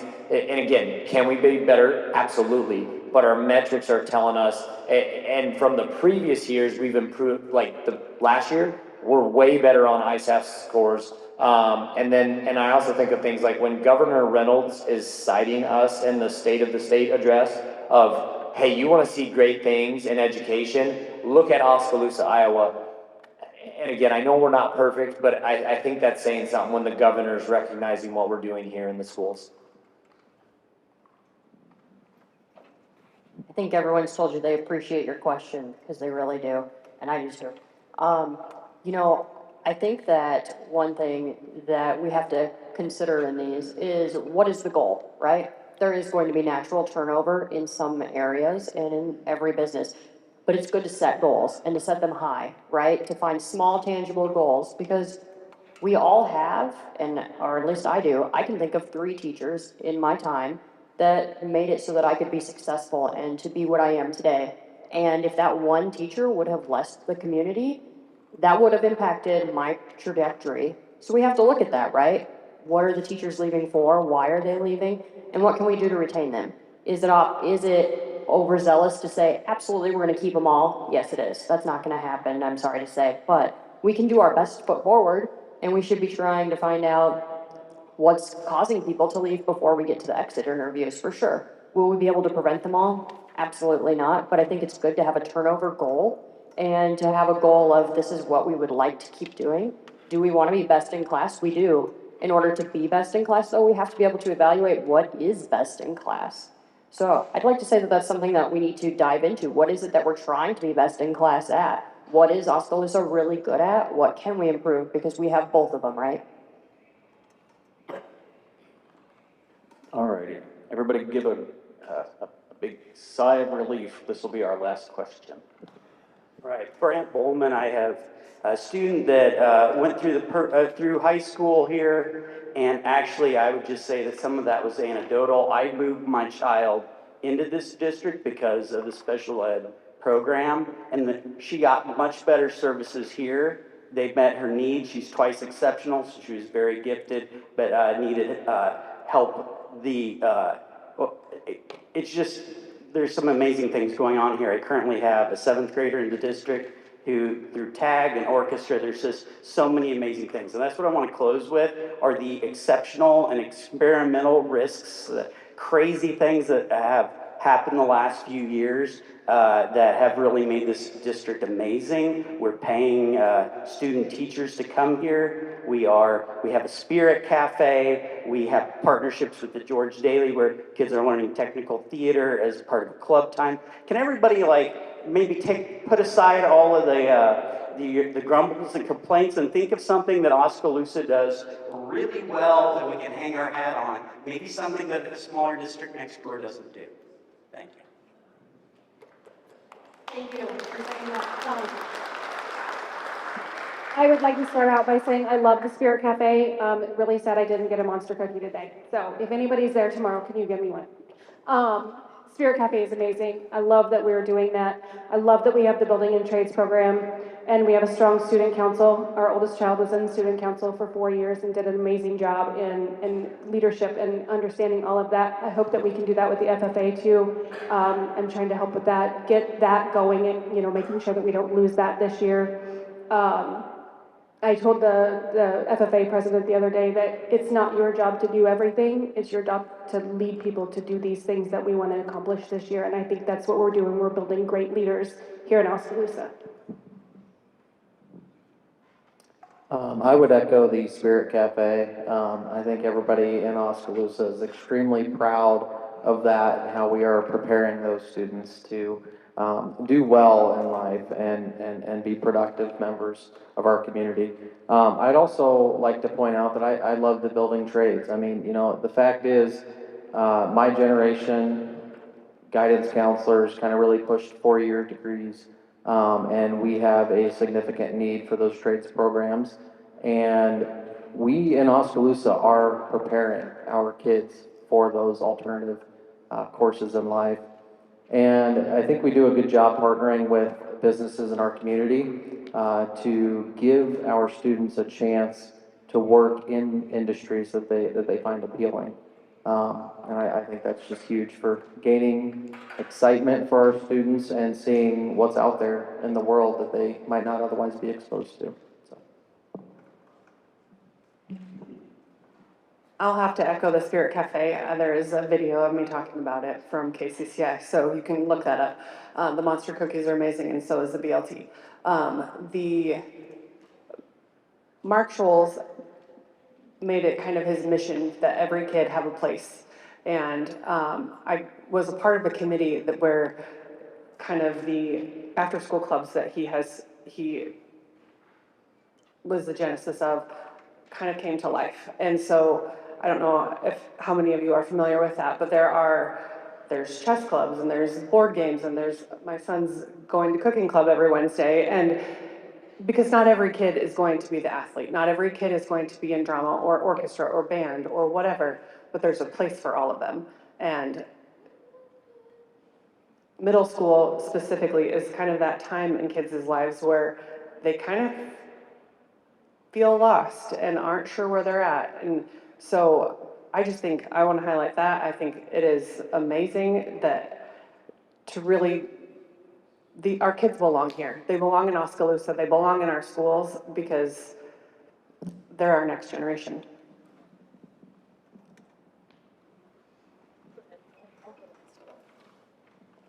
The thing I think that's really unique, I moved into this community about a decade ago after all my cousins went to school. They all were grown and raised here, and the funny thing is none of them wanted to leave. When I asked them, where are you going to live when you grow up, they said, I'm going to live here in Oskaloosa. And that was very different from where I went to school. It was kind of shocking and both exciting all at once. And I think that that's the unique thing that we have, is that all of our students can and will learn here in our community district, and they can be whatever they want to be. Best in class requires you not to just be the best at what you're doing, but to have uniqueness. You have to have something that sets you apart from everybody else. And that is 100% the reason that I decided to raise my children here, is because of the uniqueness and the pride that our students have in our community and in our school district. Shameless plug, if I had to say the great things, and Brant, maybe you know this organization, William Penn University. They're doing some pretty awesome things. I was fortunate enough again with Mark up here with me. Mark and I started. It's called the Penn Pride Partnership, and through the middle school, I would align student athletes that would come to the middle school and mentor students in need, whether it was academically, socially, and our Penn students would mentor them. It's an awesome program. We do a youth development program where our Penn students go to the elementary school and teach lessons on hard work, being a good teammate, things like that. That's fantastic. But and here's what I'll say, like things that we should be proud of. A lot of people cited Spirit Cafe. Whose leadership did that happen under? Mike Fisher. And again, we've said it before here. Mike is not perfect and can handle some things better, and it's our job as a board to hold him accountable to those things. And we will, and that happens through conversations with you guys sharing with us as board members of what's not going right. But we have to have board members that are behind whoever the superintendent is. Because if you don't, everyone pays for having board members that aren't behind their superintendent to get the things done that they need to do. Okay, I think I can hit everybody in here. Iowa fans? Iowa Hawkeye fans? Yeah? Iowa State fans? Ms. Trader? Yeah, okay. Give you an analogy here. If you have Gronowski, right? Or you have Rocco Becht, okay? That's Mike Fisher, okay? If you have Kirk Ferentz or Matt Campbell in their ear saying, man, you're doing a horrible job. We're not happy with you at all. You're making the wrong decisions, right? We're gonna chase you out of here. How do you think they're gonna do on Saturday? Probably not very well. So we need people that are positive and helping our superintendent do the things that we need to do in this district. So when there was an open position on the board to fill the president of left's spot, I kind of took a dive into this because it's one of the questions, what do you want to say about the district that's positive of what they're doing well? And I looked into if you look at the Iowa High School Athletic Association and the Girls Association, we offer every sanctioned sport there is. Girls wrestling, one of the most recent ones. There's swimming, bowling, I don't need to name them all. Every single activity that's sanctioned by either of those organizations, you can do in Oskaloosa. You can do esports in Oskaloosa, something maybe not a lot of people have heard of. They have competitions, you can watch them. It's great training for some of those people that want to get a job in a field that experience is beneficial. The building and trades been mentioned, Spirit Cafe's been mentioned. Welding, FFA. Personally, I had a son in the welding program. He went and took a job at Kelderman, where Crystal works, as an internship there, was able to work and get paid there during the school year. We need welders. We need people that can work with their hands. I hope it continues. I hope it's plumbing and electricity or electricians someday. The sky's the limit on some of that stuff. Not every kid has to go to college. Not every kid has to, they want to use their hands. They want to be involved with that kind of thing. So Oskaloosa, I just don't know that there's a district that can beat what we can offer with many of those things. Yeah, thanks for the question, Brent. I guess I have a unique perspective. I grew up, for people that don't know, I was a military kid, and most of my elementary and high school was in San Antonio, Texas. So as you can imagine, they have lots of offerings there, right? So when you go to a big school, you have lots of opportunities.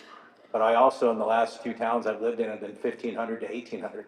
So I've also seen what it can be too. So I think we have a lot of good things, but I will tell you the few things that stood out when I got to this community, and I think we don't appreciate it, but the symphony orchestra, maybe one of the best dang things we have. And I think we take it for granted, but a lot of schools don't have that. And it's a really good program. We've already talked about the Spirit Cafe. I think we all agree that was awesome. The trades program, we've talked about that. But here's another one that we all forget, and it's because I was on the YMCA board, but the partnership with the school and the YMCA, it had to happen. We would have never got that fitness center or the childcare program without the school and without the city. So I think those are a lot of good things that are happening. Yes, thank you, Brant, for the question, and also your daughter saying happy birthday to me today at work, so she did a very nice job. So what I always tell, I'm gonna echo what I said back when I first decided to run in 2021 is kind of what we have here is a great community.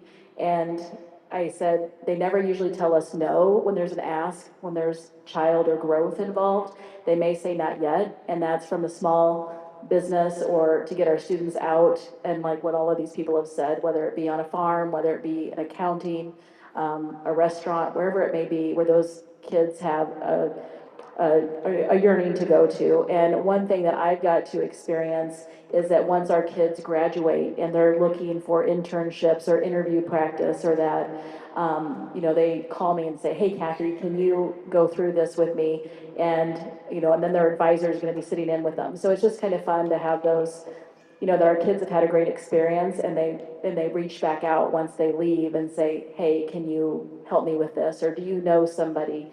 And I think that's, we have something special here. It's very unique from our school to our community to the Y, whatever it is, we all work together. And I think that's just what we need to get back to. And it's not about one person, it's about all of us. And I think that's what we need to do to go forward. And you guys are in the most important seats because you have the power of the vote. And like I tell people, I'm never going to tell you who to vote for. That's between you and God. So vote who you think is the best person to lead this district. All right, well, we've come to that point where, if you would like, I'll start over here to the left and you can give your final speech. And I might ask, looking at the time, that we keep them kind of a little short. Tell how folks can learn more about you, and I'll close it out with some comments right afterwards. I just want to thank you all for coming. There's a lot of things happening out there this week. I don't know if anyone knows, but I think it's homecoming week too, so there might be some activities we're all missing to be at this. So thank you. I think that this is one of the most important things you can be at, no matter who you decide to vote for. It's really important that you do it paying attention to what's important to you and what's best for our community as a whole and for our students. I do have a Facebook page. I really did set up an anonymous thing. It really is anonymous. I don't know how everyone else sets up non-anonymous ones, but I only know how to set up anonymous ones. So you can submit what you're curious about, what your questions are, what are things that you hope that the school board takes into consideration in the future. And I suppose if you want me to address them, I guess I'll have to, you'll have to vote for me. But if not, you can look up on my Facebook how to get a hold of me. I'm pretty sure half the community has me on Facebook already from all the pictures, so feel free to reach out.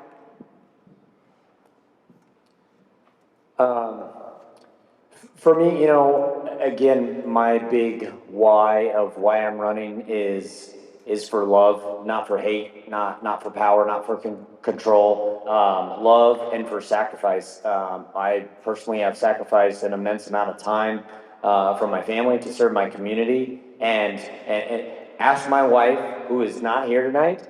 She did not want me to run one bit. Because she knows it takes a lot of time. And I say that, but she still supports me in this endeavor because she knows how pivotal of a time this is, that we make the right decision with the board to ensure that we keep great leadership here in Oskaloosa. I've proven myself adequately serving in this role, extremely knowledgeable, and I think I evidenced that tonight through the things that I've shared. I'm visible in the school. I'm happy to talk with anybody after this. I could show you all my notes from all my visits so far in the school district. Because of my job at William Penn University, it allows me a unique schedule on Monday, Wednesday, Friday. I'm done by noon. I go visit the elementary, I go visit the middle school, I go visit the high school, I'm in the classroom. I realize not everybody's job can allow them to do this. That's why I think I'm uniquely equipped to serve the best possible in this role. If you want to know who to vote for, go talk to the Oskaloosa teachers. Go talk to the central office staff. Go talk to the administration. Many of them are here tonight. Go talk to them and say, who do you think I should vote for based on what you're seeing in the school and what your interactions with current and potential board members are. Talk to the parents of the students. And again, I cited that my wife wasn't crazy about me running. There's a quote and it says, "For evil to triumph, good men do nothing." And I shared that with her. We have to have good people on the board, positive people, people that are willing to see the best. I have experience. I don't have an agenda. I'm positive. There's your reasons. I've been involved in the district for numerous years and numerous positions, and I just think that it's time maybe to take the next step and give people the opportunity to vote for me, to use my wisdom and experience and just how I've seen things work in the last several months and even the last 20 years. I've seen the good and bad and the ugly. My kids have been through it all. They've had losing seasons. They've had state championships. I've seen parents step up and volunteer in great ways. I've seen it all. I've been to almost every meeting for the last 18 months. I was at a work session the other night, someone running for the board. I think I was the only candidate there that's not on the board, and there was a facilities meeting talking about what are we going to do with Webster, what are we going to do with Community Stadium, what about additional school property that we own, where are we going to build our next building trade lots. I'm engaged, I'm involved with all that stuff. I think I have experience as a farmer dealing with large financial budgets, making decisions myself. I'm not tied to any business in town telling me what I can do and what I can't do. I'm 2 minutes from the school or 5 minutes from the school, 2 miles. I can be there, I can take the time off, whatever it takes to do. And really I think we're all after the same thing. We're after student achievement, we're after being an important part of the community. Another website I ran into recently, Iowans for Tax Relief. They advocate for income tax cuts, property tax relief, because the total burden on Iowans is substantial and growing. I'm quoting from what they said in the summary of the article after they talk about all the schools in the state and again, report cards. But beyond the dollars, the data above makes one thing clear. No single factor determines success or failure in a school district. Poverty levels, enrollment size, or geography don't guarantee outcomes. What matters most is leadership, focus, and commitment to student achievement. School boards and parents must prioritize learning above everything else. Unfortunately, some districts have lost sight of their mission and simply insist that more funding alone will improve outcomes. That mindset is not supported by the data. Taxpayers should hold their local officials accountable, not just for how much is spent, but for what is accomplished. Every dollar should support the goal of student success. Iowa students deserve academic excellence, and taxpayers deserve a return on their investment. That's my why right there. I'm representing parents, I'm representing taxpayers, I'm representing the community. We need to do the best we can to support all those people. In the end, have great student achievement and great students that grow up and be successful and hopefully want to live here and raise their kids here. Thank you.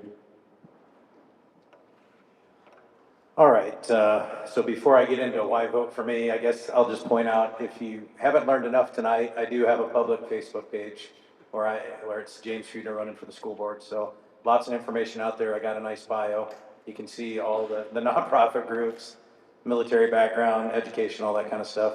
Also, I've committed to it, and I think a few other candidates are going to be there too, is every Saturday from 8 to 10 a.m. at Smoky Row, I'm going to be available.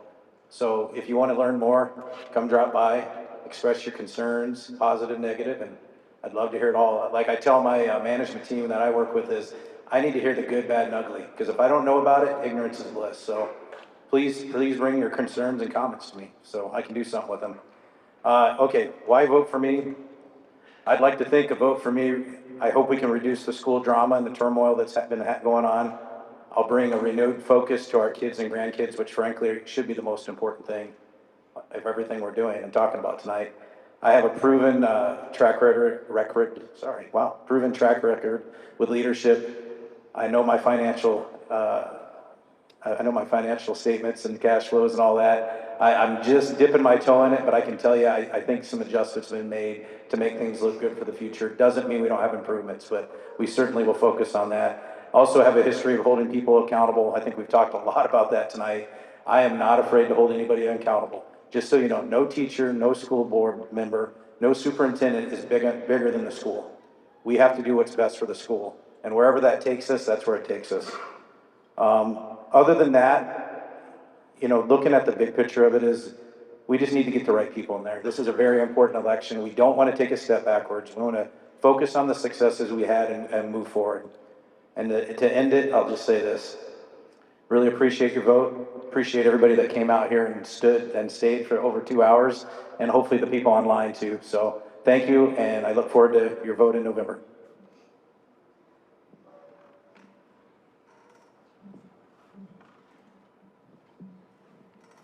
Yes, like everyone else, I do have a Facebook page that you can go to. It will have all the information there in the bio. You can feel free to follow that, ask questions. And as you know, I am usually at most events. You can stop and talk to me. That's where I talk to a lot of people. You can also call me. So that's how you can get a hold of me. Also, just want to say I've kind of done a lot of different jobs in this district for the last 24 years. And by far, I think, like I said, this one is by far the hardest. And it's like I think I've talked to all the candidates that are running. I mean, I'm excited that, you know, the seats aren't going unopposed. So at least the voters have a choice. And I think that's really good. And that's why I said, get to know all the candidates and what they stand for and all their, the support, for the students, because that should be our #1 goal in our community. Because that's what's going to make us grow and be better. And I'll just kind of close out with, I know you guys have been here a long time. I love a lot of history, so one of my favorite Ronald Reagan quotes is, education is not the means of showing people how to get what they want. Education is an exercise by means of which enough men, it is hoped, will learn to want what is worth having. And I think that's what you've heard a lot of us talk about, you know, making sure that we're spending money on the right things, and that always has to be our students first. Thank you. I too have a Facebook page. If you would like to reach out to me via that, that's great. You can also call me. I'm pretty sure if you Googled my name, my phone number will come up based on the businesses that we've owned in the past. I'm running to make sure that we have a strong school and a strong community. I'm willing to listen to what was important to our students, staff, and how to handle all of those troubles that we're having right now. I want to help provide the structure that we need for the next 5 to 10 year plans that we're doing. We need the strategic moves right now. That's what we need to do to make sure that our district's going to be strong in the future. Thank you, everybody, for coming tonight and sticking with us. To keep it short and sweet, I guess, if you're looking for somebody with a fresh perspective that thrives on trying to find solutions, that's what you'll get with me. As everybody said during Brant's question, we have a ton of good things going on in Oskaloosa, in the city and in the school district, and we've got to keep that going and not let those past mistakes erode at the good things that we have going. So positive focus to move forward from today. And if you want to get a hold of me, I've got a Facebook page like everybody else. I do have some brochures over here that have my phone number on them, an email if you would rather just type out your event sessions or whatever it may be. And I will also be joining James and Katie on Saturday at Smoky Row. So, and I will stick around a little bit tonight if you guys would like to share some brief thoughts or anything like that, so. Last one. Okay. Everyone, thank you for coming tonight. This was longer than I planned on it being, so I know that you're all sacrificing your evening not going to powder puff volleyball or traveling out of town. Oskaloosa is an exceptional town. I have had a unique seat to watch the trajectory of our community the last 5 years. Just everything's in an upward trajectory. And it's amazing. When I graduated high school in 2002, if you were staying, you were giving up on life. And that is not the case anymore. People want to live here. People are coming back after college to build their life here, raise their families, and that's incredible. We have so much to offer. Our district has so much to offer, and I'm not running with any kind of agenda. There's no reason for an agenda other than we need to eliminate the drama and we need to start communicating better. My encouragement to all of you would be what I encourage my kids with. If you, not just for myself, but for all of the candidates here, if you have questions about us, ask us. I think we're all open books. We all have Facebook pages. We talk to people, not about people. All right, thank you all. I'd really like to thank Mike and his team here at Penn Central Mall for helping put all of this together. So a round of applause for me, please.